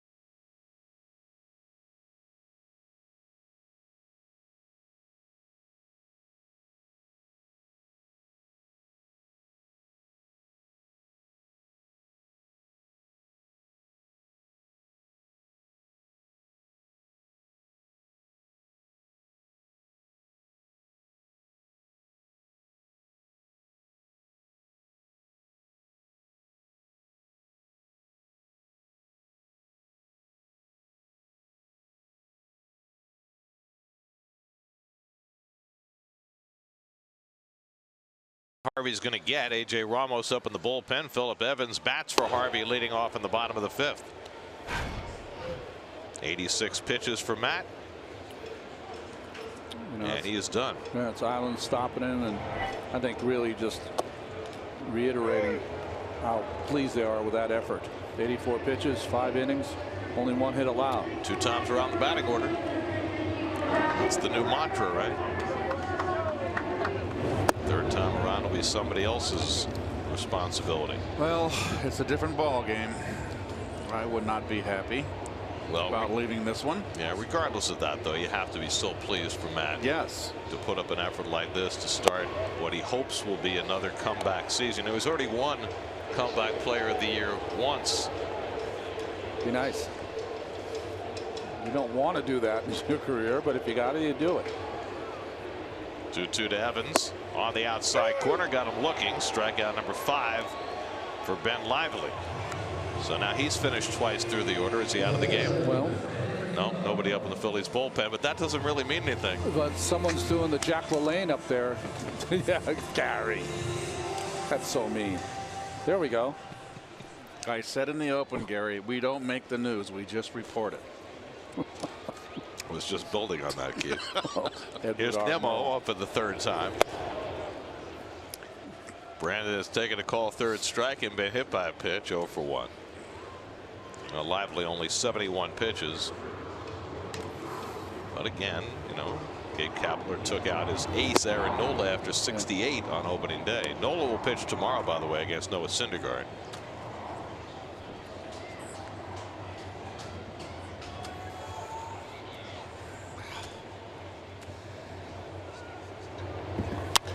And Nimmo pops one up. Crawford retreating, gives way to Hoskins. 2 out. SNY Super Slow Motion is brought to you by your Mercedes-Benz Tri-State dealers. Mercedes-Benz, the best or nothing.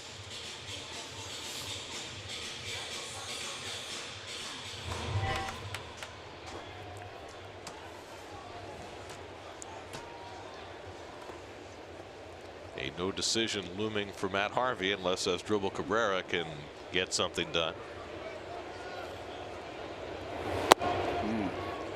Asdrubal had a base hit to center field in the 1st inning, struck out in the 3rd, 1 for 2.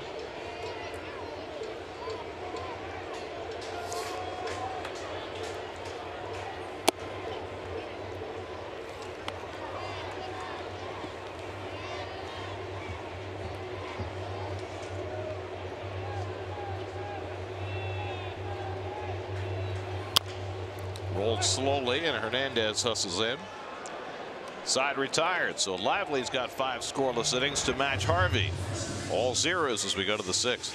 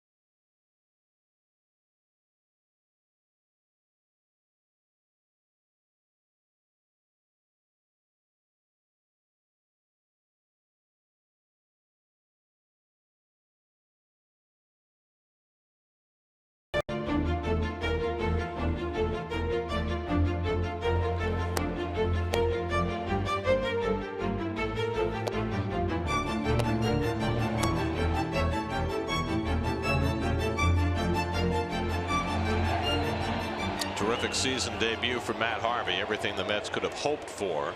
5 scoreless innings, 1 hit, 1 walk, 5 strikeouts. And now in a scoreless game, he gives way to A.J. Ramos for the 6th.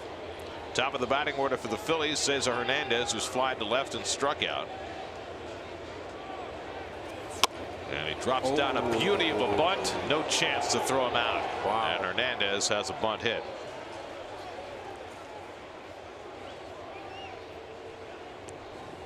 Shades of Bud Harrelson, folks. This is a beautiful bunt. See him catch it off the end, which deadens it. Has the right angle to get it just on the grass inside the line. Textbook. Thing of beauty. So Hernandez aboard to lead off in the 6th, only the 2nd Phillies hit. And now Carlos Santana, who's grounded out and fouled out 0 for 2.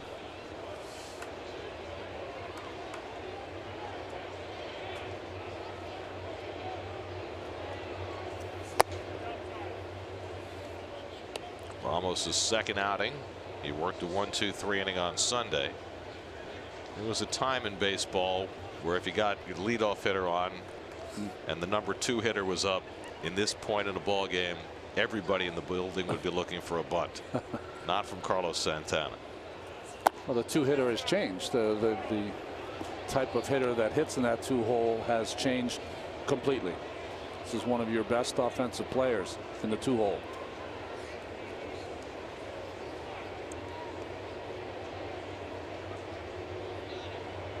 Ramos quickly behind him, 2-0.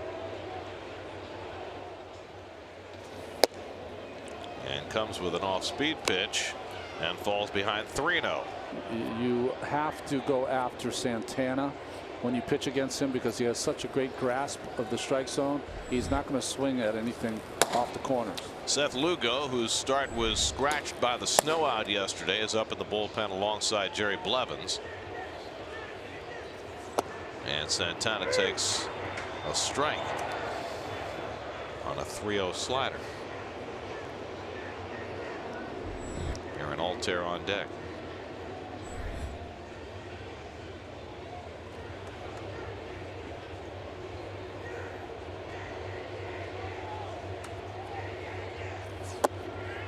And he gets that one in at the knees. 3-2. That could have been low there. A little backdoor slider. Interesting, Ronnie. 3-0 slider, down and in, and then a backdoor slider, 3-1. You know, we've seen Ramos enough. He does not like to throw it straight. He wants to have some kind of movement on the ball. 3-2, nobody out. Hernandez at first.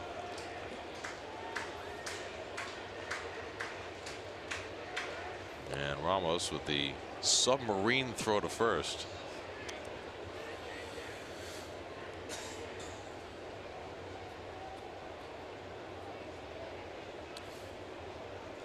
AJ's roommate had a rough day today. Yes, he did. His team won, though. 3-2 coming. And that kicks away for ball 4. And the Phillies have the first 2 men on a bunt single and a walk. Talking, of course, about Giancarlo Stanton, with whom AJ is sharing a residence. Stanton struck out 5 times today, but the Yankees got 8 RBIs from Didi Gregorius to beat Tampa Bay in their delayed home opener. 2 3-run home runs from Didi. So Ramos has dug an instant hole for himself, and now will face Aaron Altair with 2 men on. Altair has struck out and walked. First time in Stanton's career, by the way, that he has struck out 5 times in a game. Better day for another slugger who is red hot right now. Bryce Harper facing Julio Teheran. Automatic. Automatic. Right? You gave me the numbers earlier. I couldn't believe them.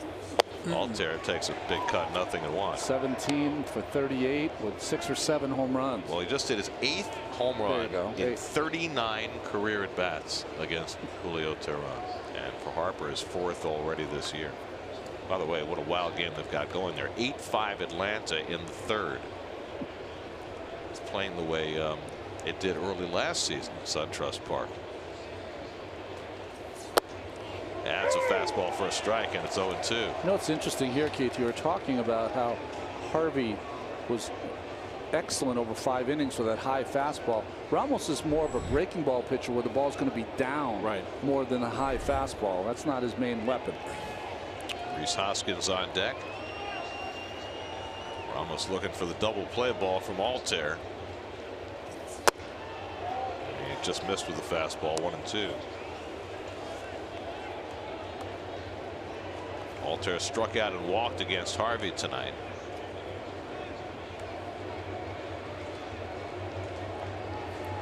Everybody in that Mets bullpen well rested with the snow out yesterday.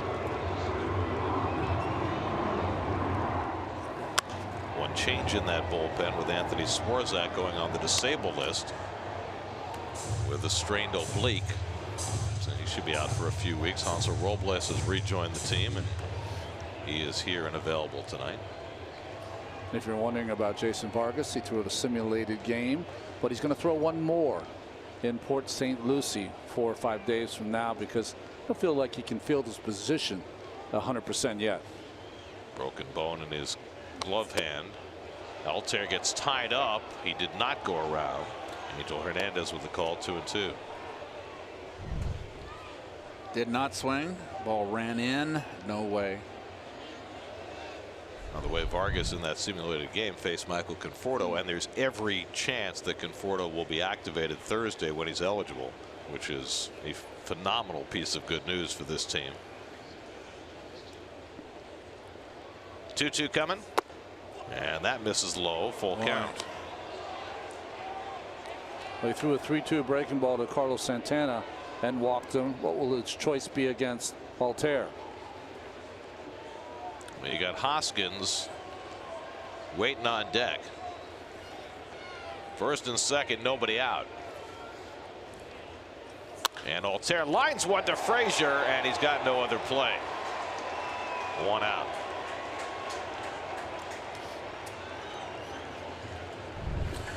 Bullet right at you. Look at Frazier's eyes get big. And he was already looking. Once he had it measured, he was looking around the diamond. To see whether Hernandez or Santana was straying, but they both held their positions well. And now it's Hoskins who has singled to right and flied to left, 1 for 2. Dangerous spot for Ramos against Hoskins, who's hit 1 home run this year after 18 in 50 games last year. And he gets the high strike, 0-1. Hoskins has had just 1 at bat against Ramos, 0 for 1. He was back in that stretch at the beginning of his career when, did he go 0 for 14? That's right. Before he finally got a hit. Hernandez at second, Santana at first, and 1 out. And Hoskins gets tied up, and it's on the corner, and Ramos gets ahead. And Hoskins questioning Bill Miller about the location of that fastball. He didn't like either fastball. He thought the first one was up and away high. He thought that one was in.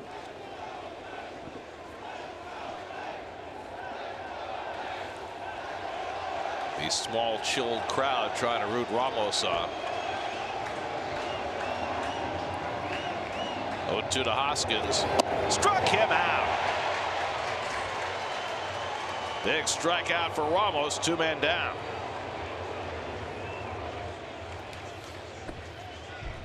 Well, it's interesting the way it went after Hoskins. That little cutting fastball in the outside corner, ran one inside and back with the cutter. This one stayed in the middle, but had kind of a wiffle ball action almost as it avoided the bat of Hoskins. With the left-hand hitter Herrera coming up, Ramos will exit, Blevins will enter.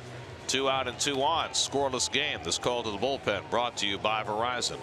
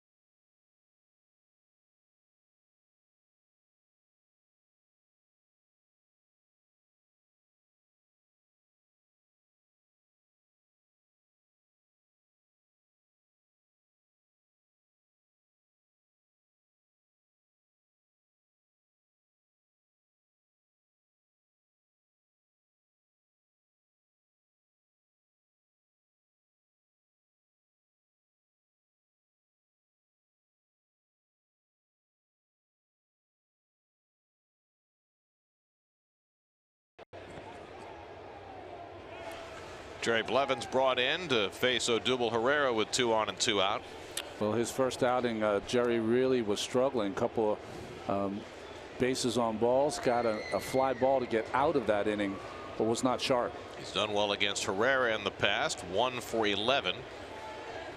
And the first pitch curveball welled out and missed, 0-1.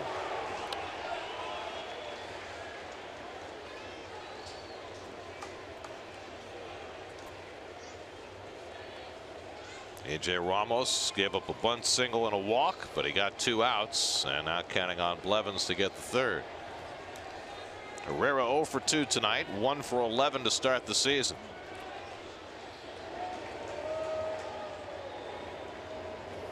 And he sticks with the curveball to get ahead 0-2. A hitter the style of Herrera, Blevins should eat up. With the slow breaking ball, the big sweeping breaking ball.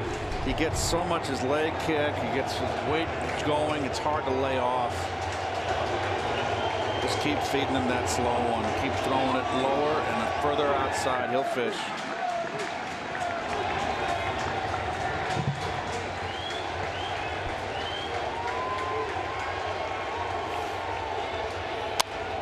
Popped it up. Frazier retreats. Side retired. Blevins gets his man. Still no score in the 6th.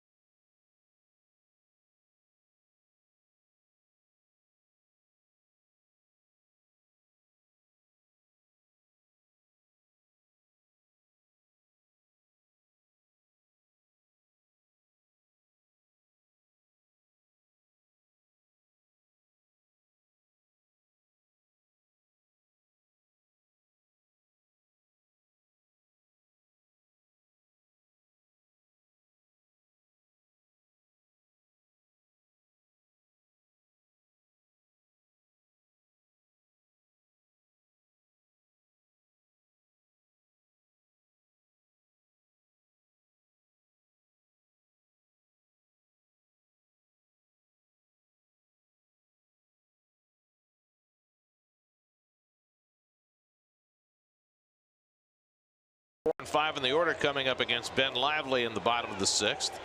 Yoenis Cespedes twice has fouled out to first tonight against Lively, and he goes after a first pitch fastball, 0-1. Well, Ben Lively made 3 starts against the Mets last year, pitched to a 2.33 ERA, and he's held them off the board through 5 innings tonight. And he hits Cespedes. And the Mets will get a leadoff batter in painful fashion. Second batter Lively's hit tonight. A little look by Cespedes, but that's because it's cold, wet, and that hurts. Unintentional. Yeah, of course. It grazed him. Still get angry. Oh, that got him better than I thought.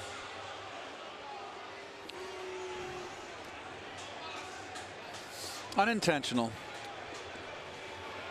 Just the second time in 6 innings the Mets have gotten the leadoff man on, and now Jay Bruce, who has one of the Mets' 4 hits tonight, a little dunker into left center back in the first inning.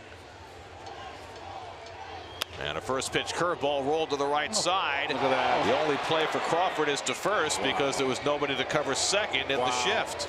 No one to turn the double play because of the shift. The third baseman was playing at home at third base. My gosh. So that left second base uncovered. 6-3 put out. Cespedes goes to second. That reeks, that play right there. What I don't understand is why, when they normally put a full shift on against Bruce, did they leave Kingery in regular third base position? You got me. Did they think he might try to bunt for a hit? Well, 0-0 game, maybe they thought he might, you know, to get a runner in scoring position. Which he's done a couple of times. What it is spacing, though, Gary. Crawford cannot be that far over. He should be behind second base, and that way the second baseman makes that play. Then you have the 4 to 6 to 3. Here's Frazier trying to get that first run home. And he lines one to left center field. That's going to be in there for a base hit, and the Mets will score the first run of the game. Cespedes is in. Frazier pulls in at second with an RBI double, and the Mets have a 1-0 lead in the bottom of the 6th.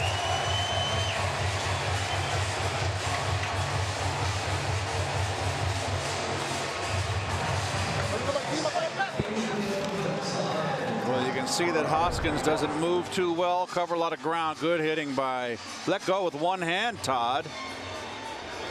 And your lack of a double play has cost you a run and may cost you a ball game. So 1-0 New York, and now Adrian Gonzalez. Not a bad pitch from Lively. Good hitting. Something we had not talked about with the Phillies, you know, we mentioned them signing Santana early, and that raised some eyebrows because it meant that they had to move Hoskins to the outfield, where he might be a little challenged. He's a little bit of a truck horse out there. Well, this is the play before on the ground out. Look at the third baseman left of your screen. Now who's going to turn the 2 here? Oh my gosh, that is sinful.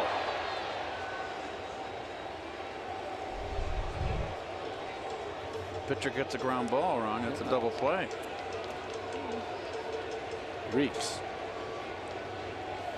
Lively ahead 0-2 on Gonzalez, and he just got a piece of that fastball. Adrian had a base hit his last time up.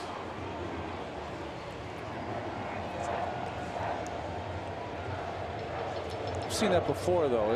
It's not only that you're in a shift, but the proper spacing. Because if you don't, the ball looks like it's to both infielders. Right. That's the issue. So you need the second baseman closer to second base so that he can handle that ball and the shortstop can cover second. Yeah, and then, you know, the whole thing about it is that you have them too close. The one thing about the true defense, where they're at their position, when the ball's on the ground, you know exactly who it's to, right? Every single time. In the shift, you don't always know that. That's line foul. You've got to get the third baseman over there, okay? But then you're sacrificing. Jay can put a bunt down. Well, that's, you know. But you know, okay. It's all give and take, and I guess that's the whole point of the shift. And you know, the game goes in cycles, right? Yeah. The more times that something like that happens, the more teams have to think about how they play it the next time. Well, why does Lively have to be the lab rat? The one on the right side. Crawford again. The shortstop throws out Gonzalez as Frazier goes to third for the second out. Let's check in with Doug Williams in the studio. Game break brought to you by your Tri-Honda dealers.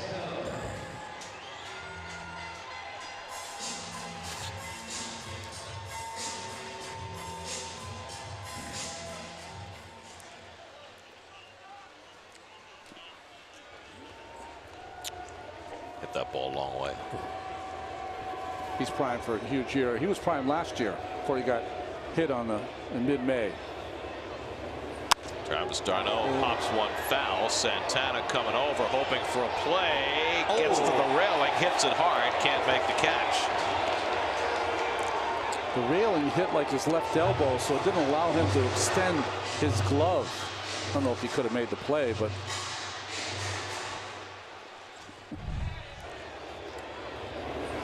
well, here it is right here. He didn't have time to get to the fence. It's a tough play when you're going to negotiate.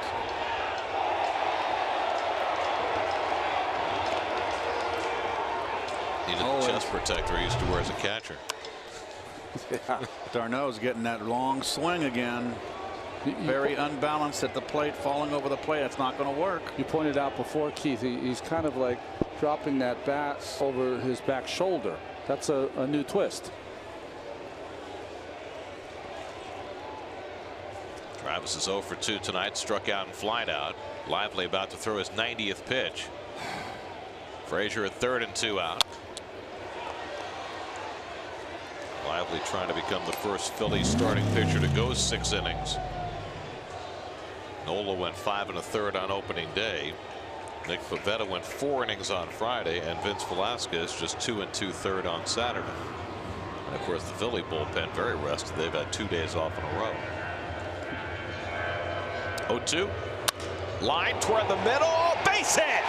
That'll bring in Frazier with the 2nd run of the inning. An 0-2 breaking ball, and Travis hit it just hard enough to get it past Hernandez into center field, and it's 2-0 New York.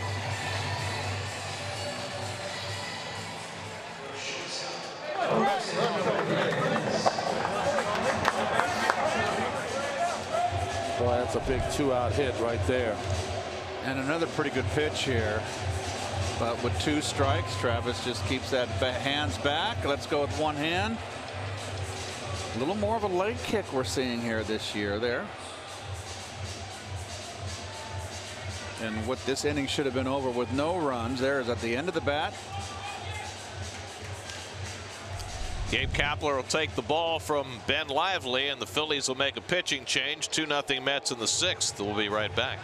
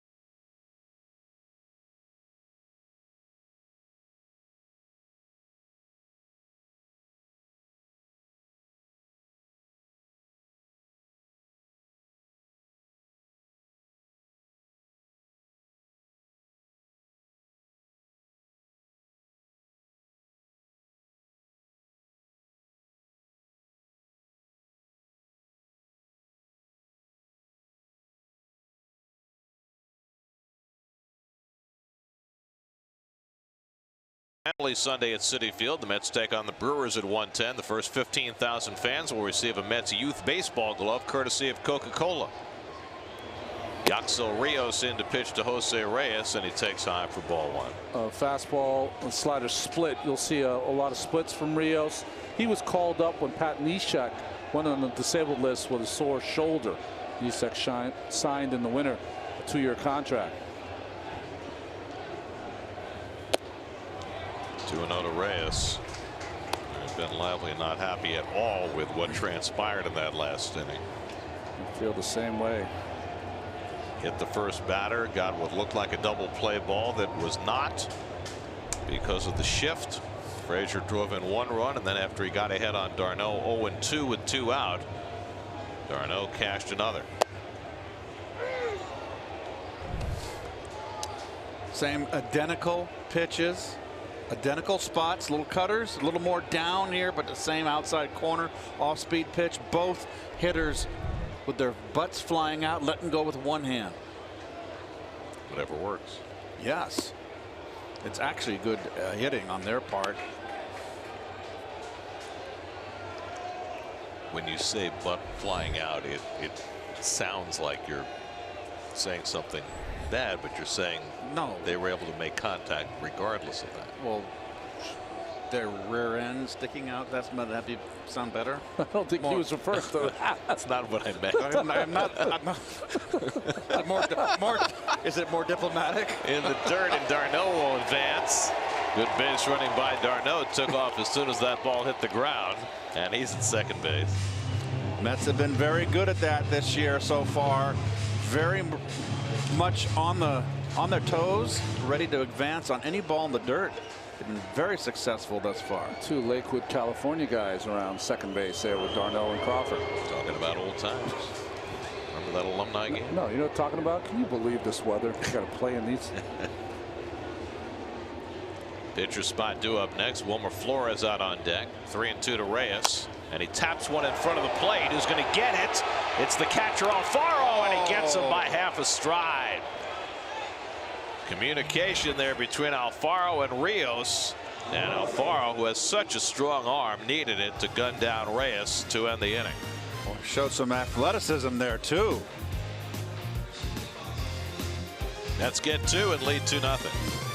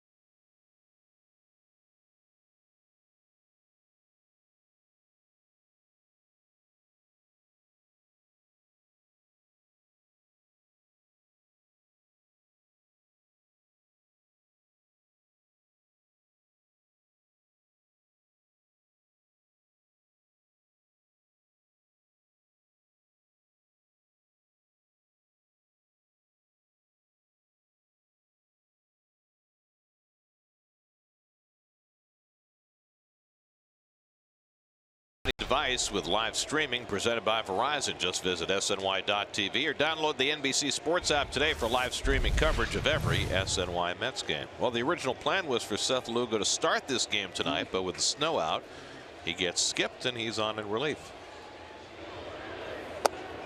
Well, you see his numbers from last year as Rosario comes in on the double switch. Reyes out, so Lugo maybe, if he's effective, can get you a couple of innings. Lugo made just one relief appearance last year, 18 starts. Pitched extensively in relief the year before. Scott Kingery grounds one right at Rosario just into the game, gets his first chance, handles it flawlessly for the first out. Let's go back to that last out of the last half inning. Quite a play by the Philly catcher.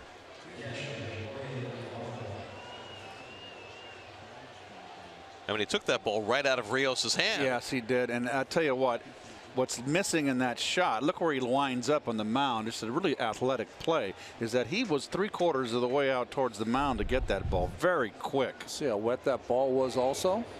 Ball was wet and threw a strike over there. Alfaro now at the plate. And a good breaking ball by Lugo, 0-1.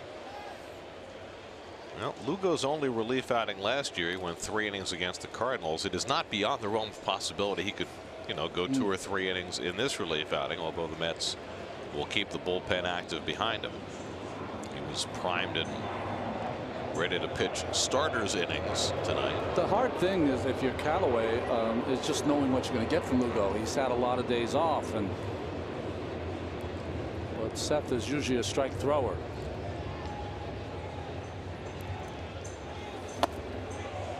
And he's got a lot of variety to go to. There's the city probables for tomorrow. Noah Syndergaard makes his second start. Aaron Nola, after an abbreviated first start, gets another crack for the Phils. The opening day starters going head to head in tomorrow afternoon's game. 0-2 from Lugo, and Alfaro fouls off the fastball. Well, the plan is for Lugo to eventually wind up in the bullpen anyway, once Jason Vargas is ready to return. At least that seems to be the plan. Well, he can change that. He gives you great insurance, though. In today's game, it seems like you need a lot of depth in the starting pitching. A high fastball takes care of Alfaro, who strikes out for the 3rd time, and there are 2 out. Well, the way the weather is, it looks like it's shaping up. It's going to be kind of wet and damp for the next week. It seems like there'll be some double headers, and Lugo is your perfect swing man. Well, you've got Lugo. You've also got Gazelman in that bullpen. You got Wheeler down in AAA. You've got plenty of depth right now in potential starters. Nick Williams will be the pinch hitter, and there is the aforementioned Mr. Gazelman, who looked extremely impressive in his first outing this season. Williams takes a strike. The figuring when the year began was that Williams and Altair were going to share time in the outfield. So far, Altair has gotten the bulk of the playing time. And Williams quickly down a 2-strike hole. And Lugo bringing the full repertoire in this inning of relief. I mean, against Alfaro, he threw curveball, changeup, fastball in, fastball up. 0-2 to Williams. Fouled away the fastball. J.P. Crawford would be next. Matt Harvey went 5 scoreless, allowed just 1 hit in his season debut. A.J. Ramos got 2 outs. Jerry Blevins got 1. Blevins is now pitcher of record on the long side after the Mets scored 2 in the 6th. And Lugo finishes off Williams to retire the side. 1-2-3 for Seth Lugo with a couple of punch outs. Impressive season debut for Seth. 7th inning stretch time, 2-0 New York.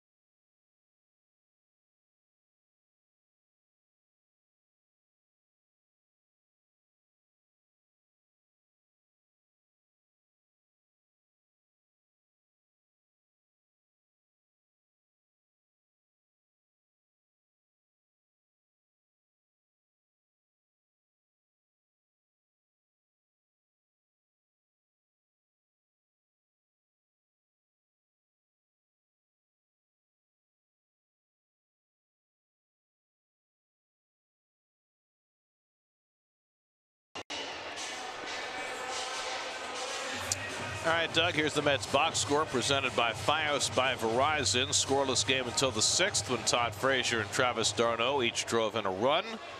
Mets with a 2-0 lead as they come to bat in the bottom of the 7th. The Mexican right-hander Victor Arano is in for the Phillies. Batters are only 6 for 43 against Arano to start his career in the major leagues. From Mexico, signed by Mr. Mike Brito. Senor Mike Brito. He didn't make him throw a lefty, did he? No, he did not. Ahmed Rosario up for the first time, came in on the double switch.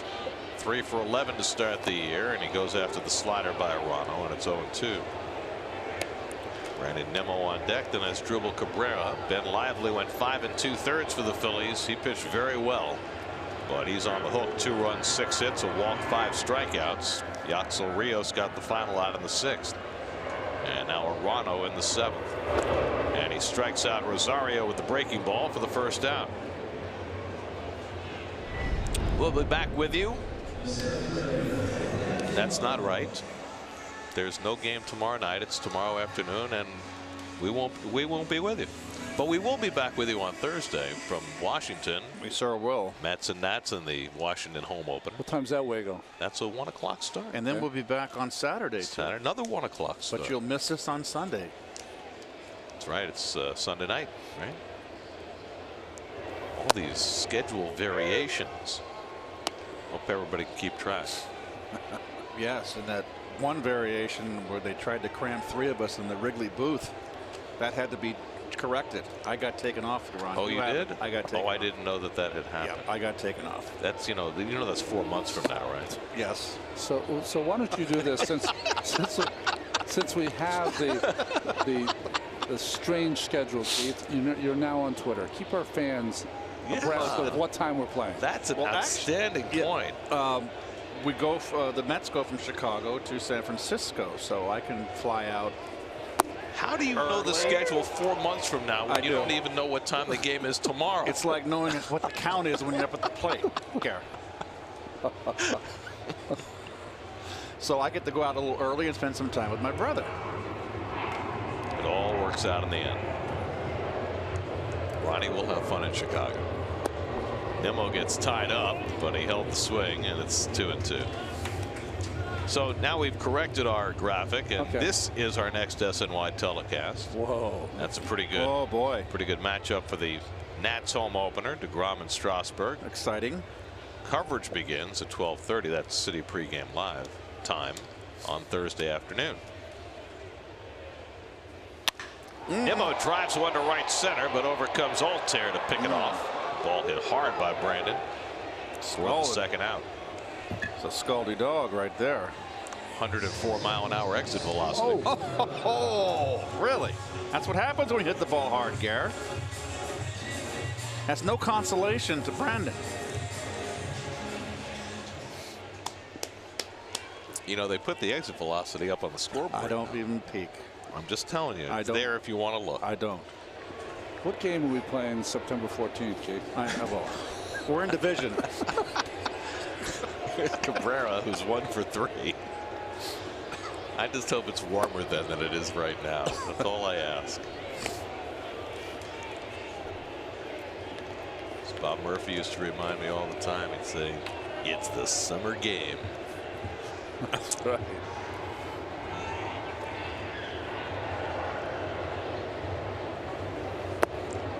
Well, the good news for the Phillies is that Hobie Milner is up and warming in the bullpen. No surprises today. There he is. Oh, he was the party of the other part in that snafu on Saturday. Boy, he looks like a big blade of grass.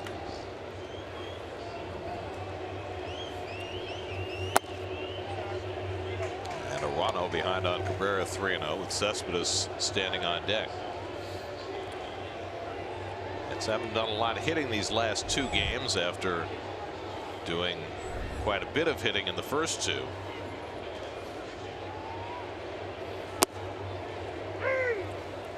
Now, if you're a hitter, you got to count on you getting a ball just like the last pitch. Cespedes on deck. If you're Cabrera, you should get that same fastball away.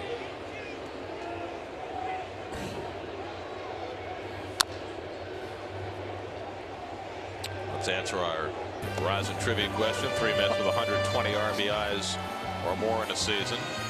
Ventura, Piazza, and Wright. Yep. Look at you. Oh, can't beat you in Mets trivia, I'll tell you that. You'll never know. Oh, I like the music. It's grounded foul.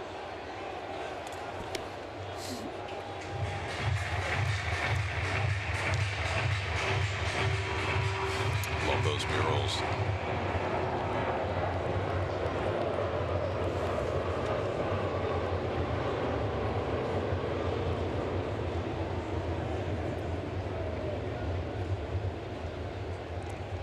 Three and two to Asdrubal, and it's pulled down to first. Santana blocks it and makes the play to end the inning. Arano has himself a 1-2-3 bottom of the 7th. On to the 8th we go at Citi Field. 2-0 New York.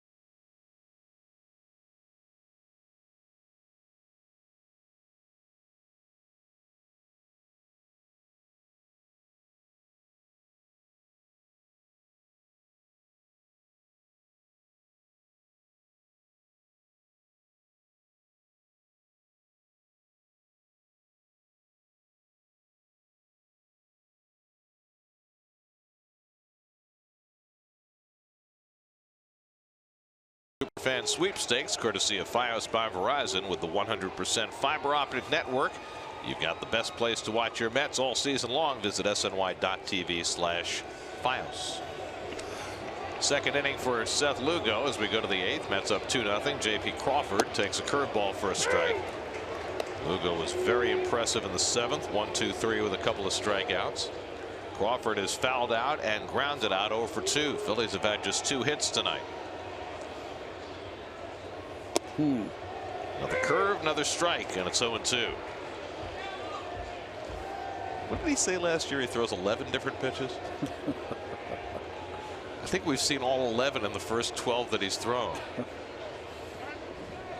It's like Tom Thurberg, who used to be in the minor leagues for the Mets when I first got traded over. Asked how many pitches he has. He said 9 different fastballs. Well, that changeup was good enough to strike out Crawford, and that's 3 consecutive strikeouts for Seth Lugo, who looks just tremendous. Starting, relieving, no matter. Here's Cesar Hernandez, who has one of the 2 Philly hits, a perfectly placed bunt single in the 6th against A.J. Ramos. You have to remember, the psychology of all this. Lugo's sitting on the sidelines while the powers that be are making decisions who's going to pitch where, bumping people to different places. Thought he was going to start tomorrow. He gets bumped to the bullpen. All that gets you a little excited for when you get a chance to pitch. It's that whole meritocracy thing that we talked about right at the opening of our first regular season broadcast. I think it was a shock to the system of a lot of people when Zach Wheeler got sent to the minor leagues. And I think it really opened a lot of people's eyes about, hey, there are no scholarships here. Well, and it was right after you know, the injury to Jason Vargas, where there was a lot of assumption about the Fab Five, and this is going to be the first chance they would get to pitch as a five-some. And you know, that wasn't Dave Island and Mickey Callaway weren't hearing any of that kind of noise. They wanted to take the best north. Little tapper for Cabrera, and he throws out a hustling Hernandez by a stride, and there are 2 out. 5 up and 5 down for Seth Lugo, and no hard contact among it.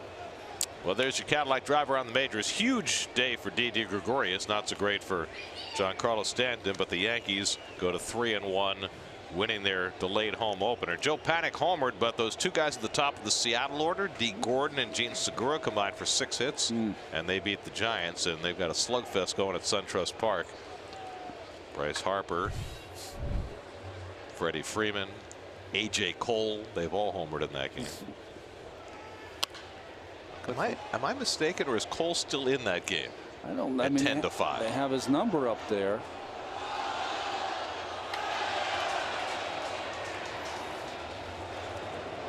I mean, you know, in this era of pulling starters quickly, clearly Davey Martinez going against the trend.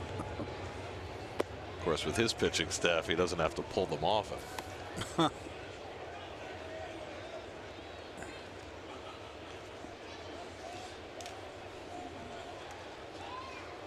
1-1 to Santana. Oh, and the changeup just missed. 2-1. Boy, Seth looks really, really good. He had a terrific spring, and he won the job with his performance in spring training. There's no question about that. And he looks just really spot on tonight. And the fastball had Santana bailing, but it's a strike. 2-2. Little two-seamer right at him. The bend back over the plate. Bartolo-esque. Yes. Bart pitched great last night. Great. 1 run in 6 innings. Going to be 45 soon. So a curveball, no fastball away.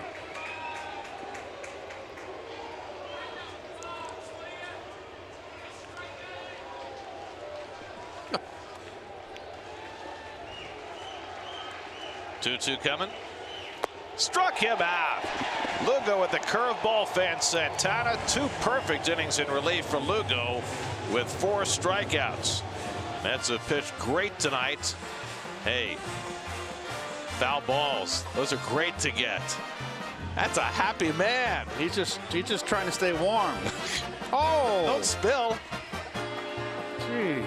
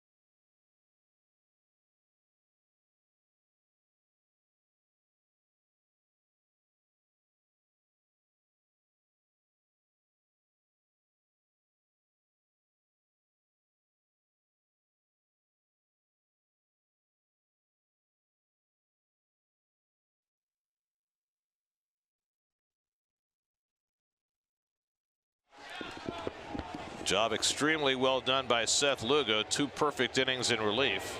2-0 as we go to the bottom of the 8th, and Cespedes fouls off the breaking ball from Victor Arano.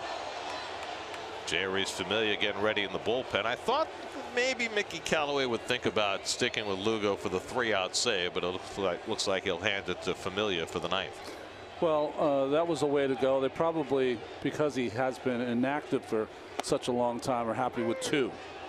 But he was impressive. And there is Familia getting ready for the save chance. No sleeves. Cespedes hit by a pitch, scored the first run of this game in the 6th. Coming up tonight after the post-game show, or at 11, however it works out. It's Geico Sports Night.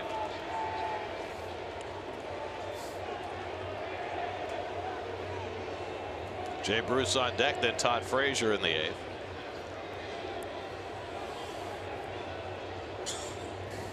And Cespedes down on the fastball away for the first down. So Arano's retired 4 in a row with a couple of strikeouts. Last couple of years, we've seen the Phillies bullpen come in with some guys with big arms, would not necessarily throw strikes. These 2 last pitchers have. Gabe Kapler will make the pitching change with the left-hand batter coming up. 2-0 Mets in the 8th. We'll be right back to Citi Field.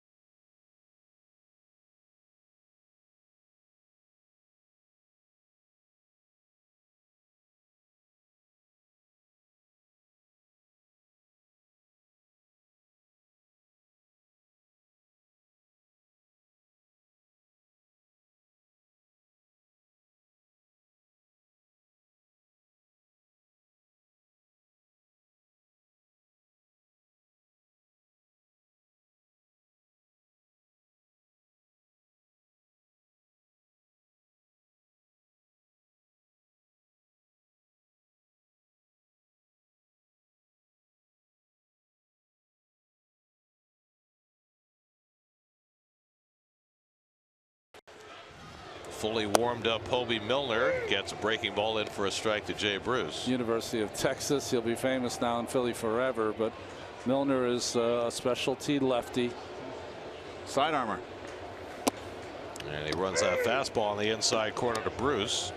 Jay celebrating his 31st birthday today. 1 for 3, a bloop single back in the 1st. Probably the only batter for Milner. They've got a right-hander up behind him with Frazier on deck. Looks like Edubray Ramos. You remember him? Yes. He's the next man up in the bullpen. Cabrera's friend. Yes, indeed. Inside to Bruce, who just got out of the way. Ooh, that could have hurt. Milner is not a day in the park for a left-hand hitter. A little rangy southpaw, throwing that, slinging it at you from Laredo. 6'2", 165. And he gets the fastball into Bruce for strike 3, and Jay begs to differ with Bill Miller. I'm with Jay. That ball's down. Bill's had a cold weather strike zone all night. Leave him in. interesting. Frazier drove in the first run of this game with a double to left center in the 6th.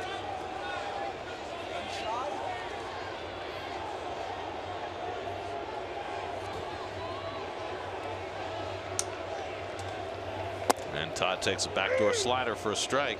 It's a lot like Chris Sale, isn't it? A little bit. Yeah. Sale light. Larry McWilliams in your day.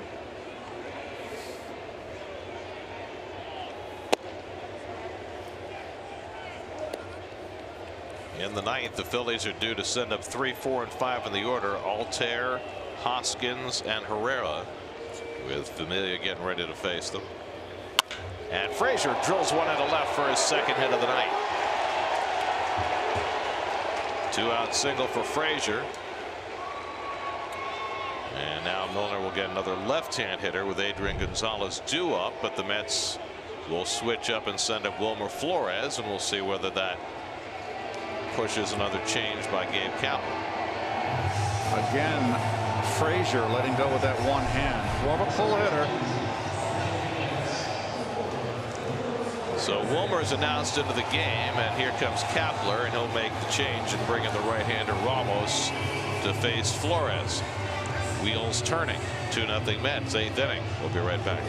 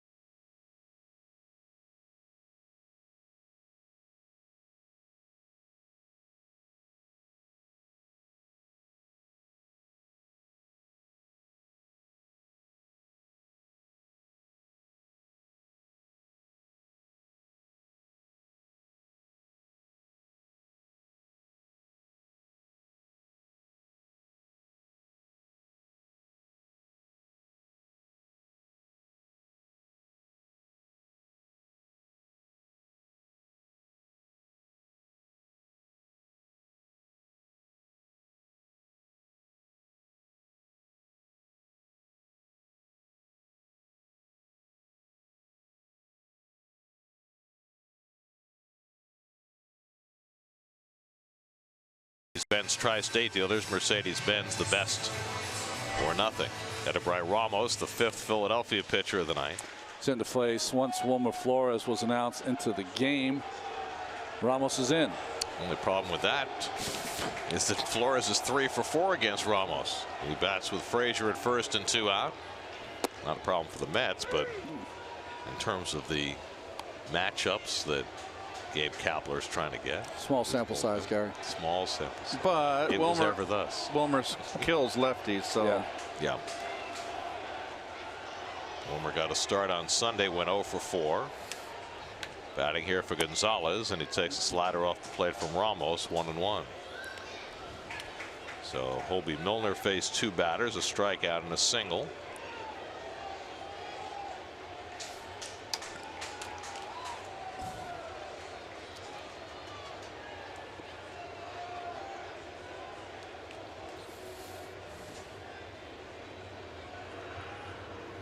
And Wilmer pops it up. Crawford retreating, and that retires the side. We head to the 9th. Familia on for the save. 2-0 New York.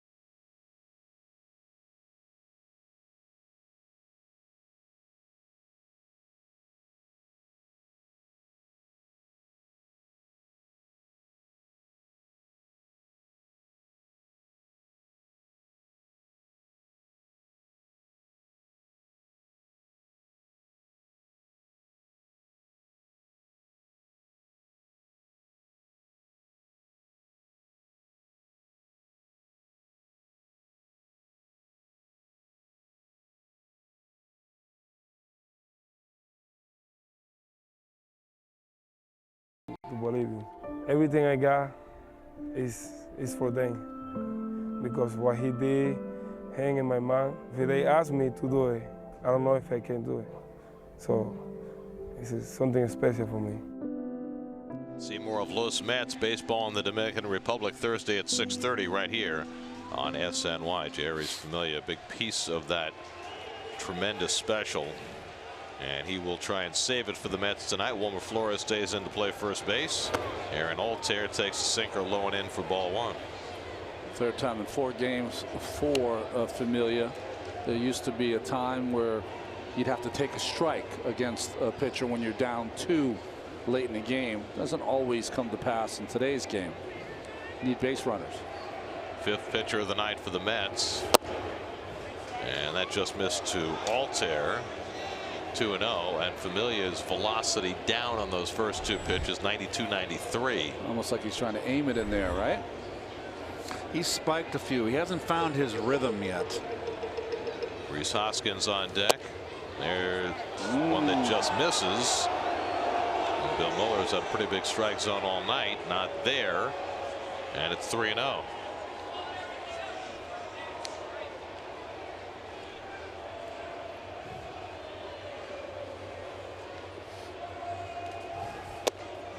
And that's ball 4. So a 4-pitch walk, and Familia looking a little unhappy with Bill Miller's strike zone.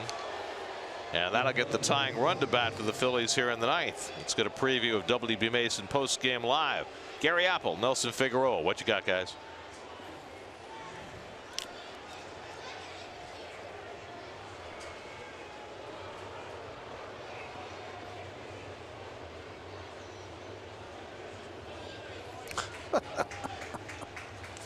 The question is, Gary, will Irrational Tweet Theater feature any of our new tweetster? No, I don't know. How do you know? Hey, I just show up to work on time. Have you tweeted anything irrational yet? No, I haven't. Rhys Hoskins tying run at the plate in a 2-0 game. 1 for 3 tonight. Familia just trying to throw a strike, and there. Gets one. They had a 4-out save in the game on Saturday against the Cardinals.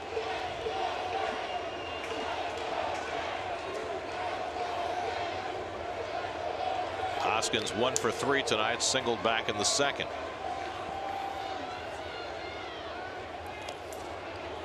And something we see today too, Frazier not guarding the line. We see that a lot in today's game. Used to always be an automatic, no doubles with the tying run at the plate or go ahead run.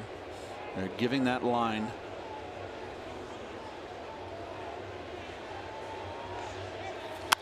Hoskins fouls away the fastball, and it's 0-2. Matt Harvey went 5, allowed no runs and 1 hit. That is a big headline off tonight's game. A.J. Ramos, Jerry Blevins combined to put up a 0 in the 6th. Seth Lugo with 2 perfect innings in the 7th and 8th. And now Familia trying to close it out against the heart of the Phillies batting order. He's ahead on Hoskins, 0-2.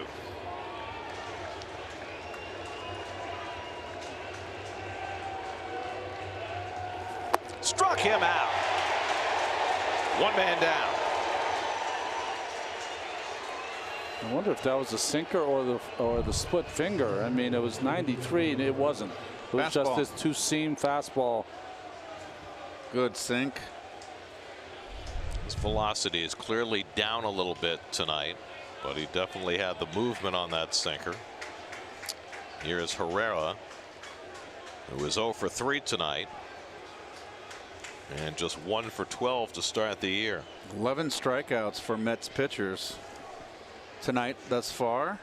That's 46 in the first 4 games, which the 35 in the first 3 games was the most the Mets had ever had in their first 3.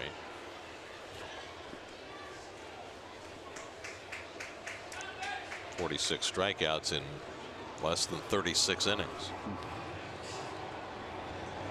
Altair at first and 1 out. Herrera 1 for 6 in his career against Familia. And he pounds one into the ground. 0-1.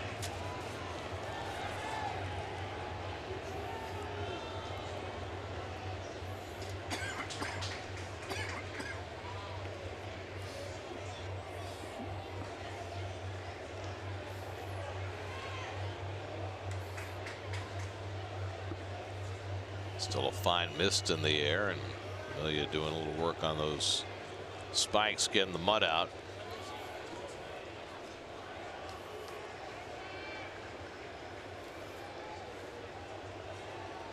Oh, and one skips in. Nice play by Darno there. That is just anticipating where that and hoping where that ball is bouncing. Remember, folks, you can't anticipate walking that ball because it's a fastball. Pitcher's supposed to be able to throw it at least 60 feet 6 inches. I like the way he was able to snag it on the hop and in one motion turn and be ready to throw. Had his feet in just the right position.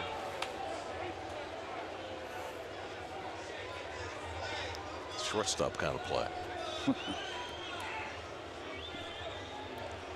1-1 to Herrera with Scott Kingery on deck.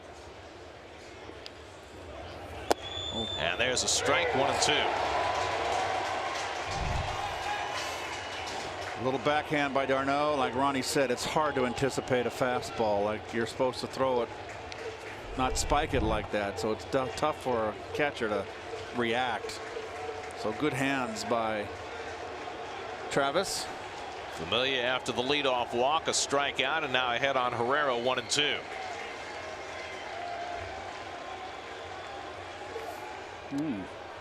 Something we haven't seen right in Familia's time in closing. A couple of throws to first base.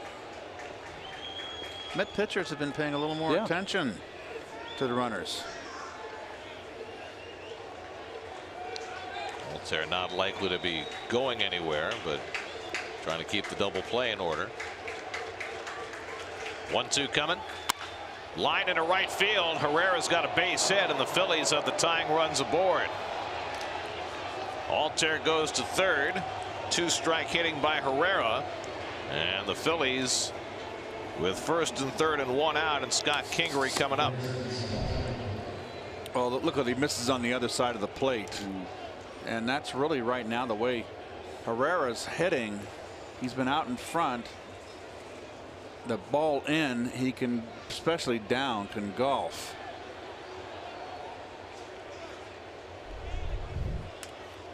So now Altair at third, Herrera the tying run at first, and the rookie Scott Kingery, who's gone 0 for 3 tonight. He and Familia getting a look at each other for the first time.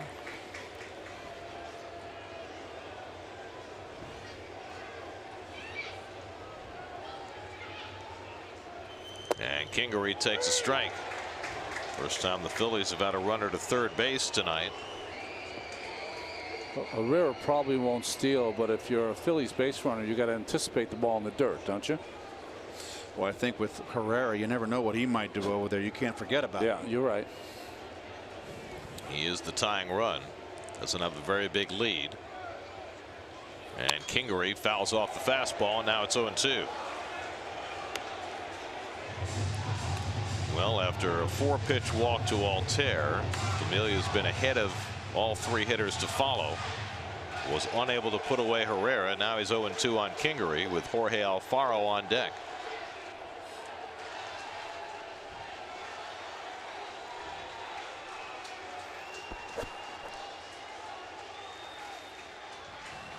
And he steps off.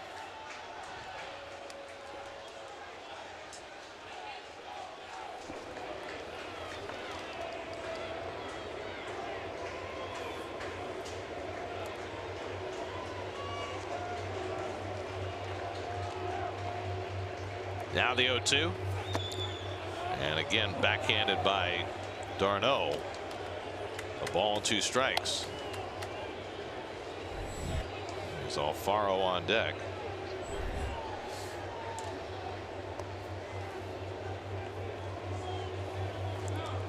There's that Andrew Knapp on deck.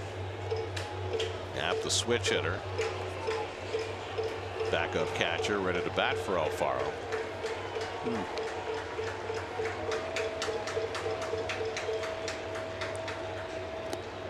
Another throw over. Very interesting. I don't know if I'd recommend that. You see what Herrera did there? He stepped off the bag. Yeah. When Flores still had the ball. Wilmer turns around. He could have swiped him and tagged him out.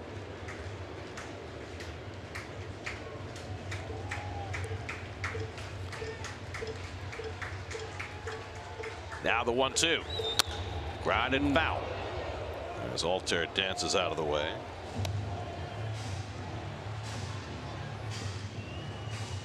Scott Kingery, 26 home runs in the minors last year between AA and AAA.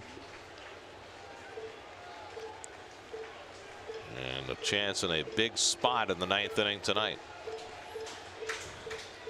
Altair at third, Herrera at first with 1 out.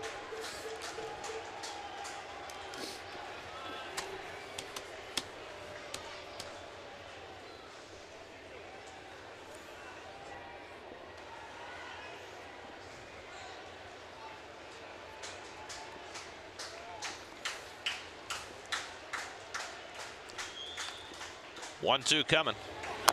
Little tapper that'll go foul. Good slider right there.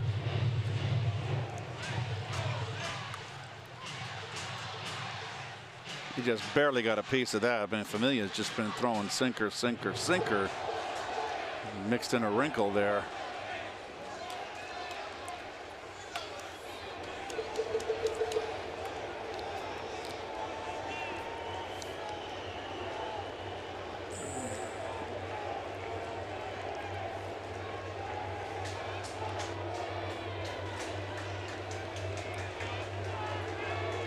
Again, the 1-2.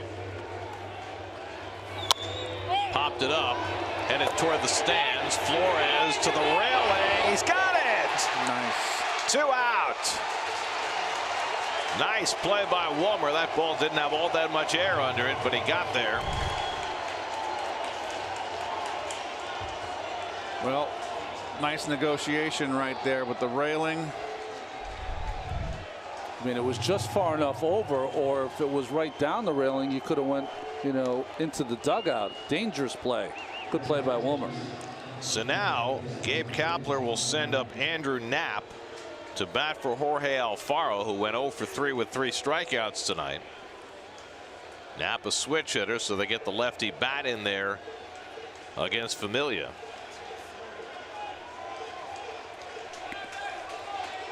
Knapp 1 for 8 to start the season, with the Phillies down to their final out.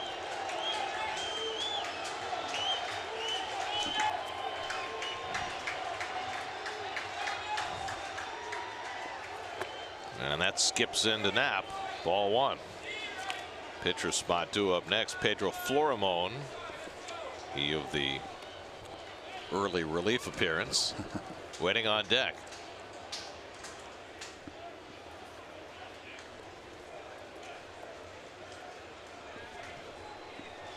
Familia 18 pitches deep into this relief outing. Knapp hit 3 home runs as a rookie last year and just over 200 at bats.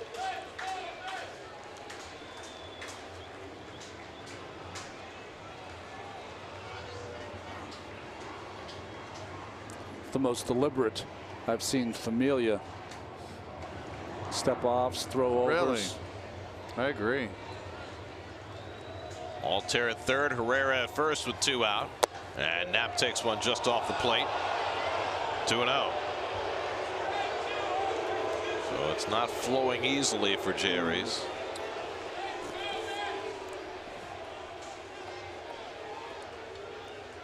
Trying to put this game to bed on a chilly night in Queens.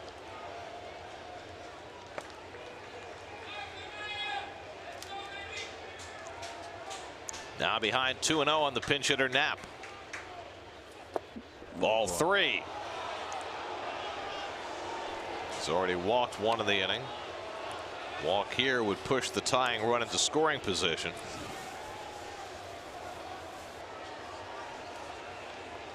And you got another switch hitter on deck in Florimon.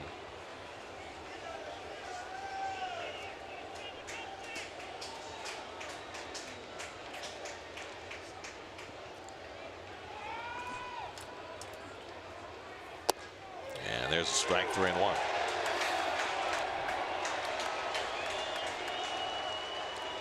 See Frazier now moving off the line, way getting off into that hole, because from Familia you're going to get fastballs away.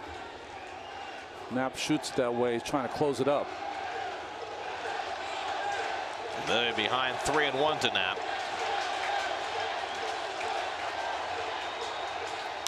Fouled away, and now the Phillies are down to their final strike.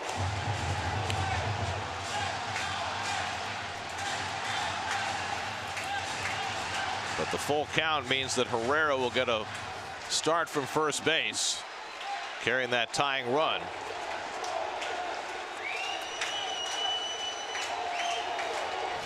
Big gaps wide open in both gaps.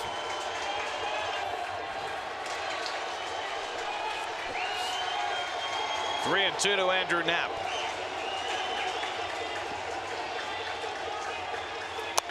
Grounded to third. Frazier's got it. And the ball game is over. Familia stumbles but does not fall. The Mets have a shutout victory, their first of the season, behind 5 strong innings from Matt Harvey.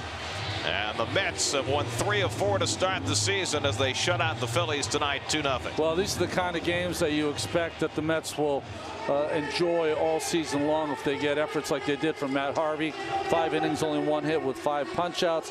And then the bullpen was outstanding, especially Lugo, who went 2 innings. Well, Todd Frazier with a big RBI got the Mets on board. Cespedes in the top of the 6th led off with a hit by pitch. And then Todd Frazier, 2-strike double, scored him, and also d'Arnaud with a 2-strike base hit up the middle that scored Frazier, and that was the scoring for the game, and that was all the Mets needed. Jerry Blevins gets 1 out and picks up the victory. Matt Harvey, 5 strong innings in his first start, and Seth Lugo front and center with 6 up and 6 down over the 7th and 8th. The game summary presented by FiOS by Verizon. And here's your Coors Light refreshing finish, and it is Seth Lugo, who was originally supposed to start tonight, but with the snow out, pushed into bullpen duty, and he was tremendous. 2 perfect innings with 4 strikeouts tonight for Seth Lugo. For every Mets win, the Mets organization is proud to contribute $2,500 to Northwell Health and the Katz Institute for Women's Health.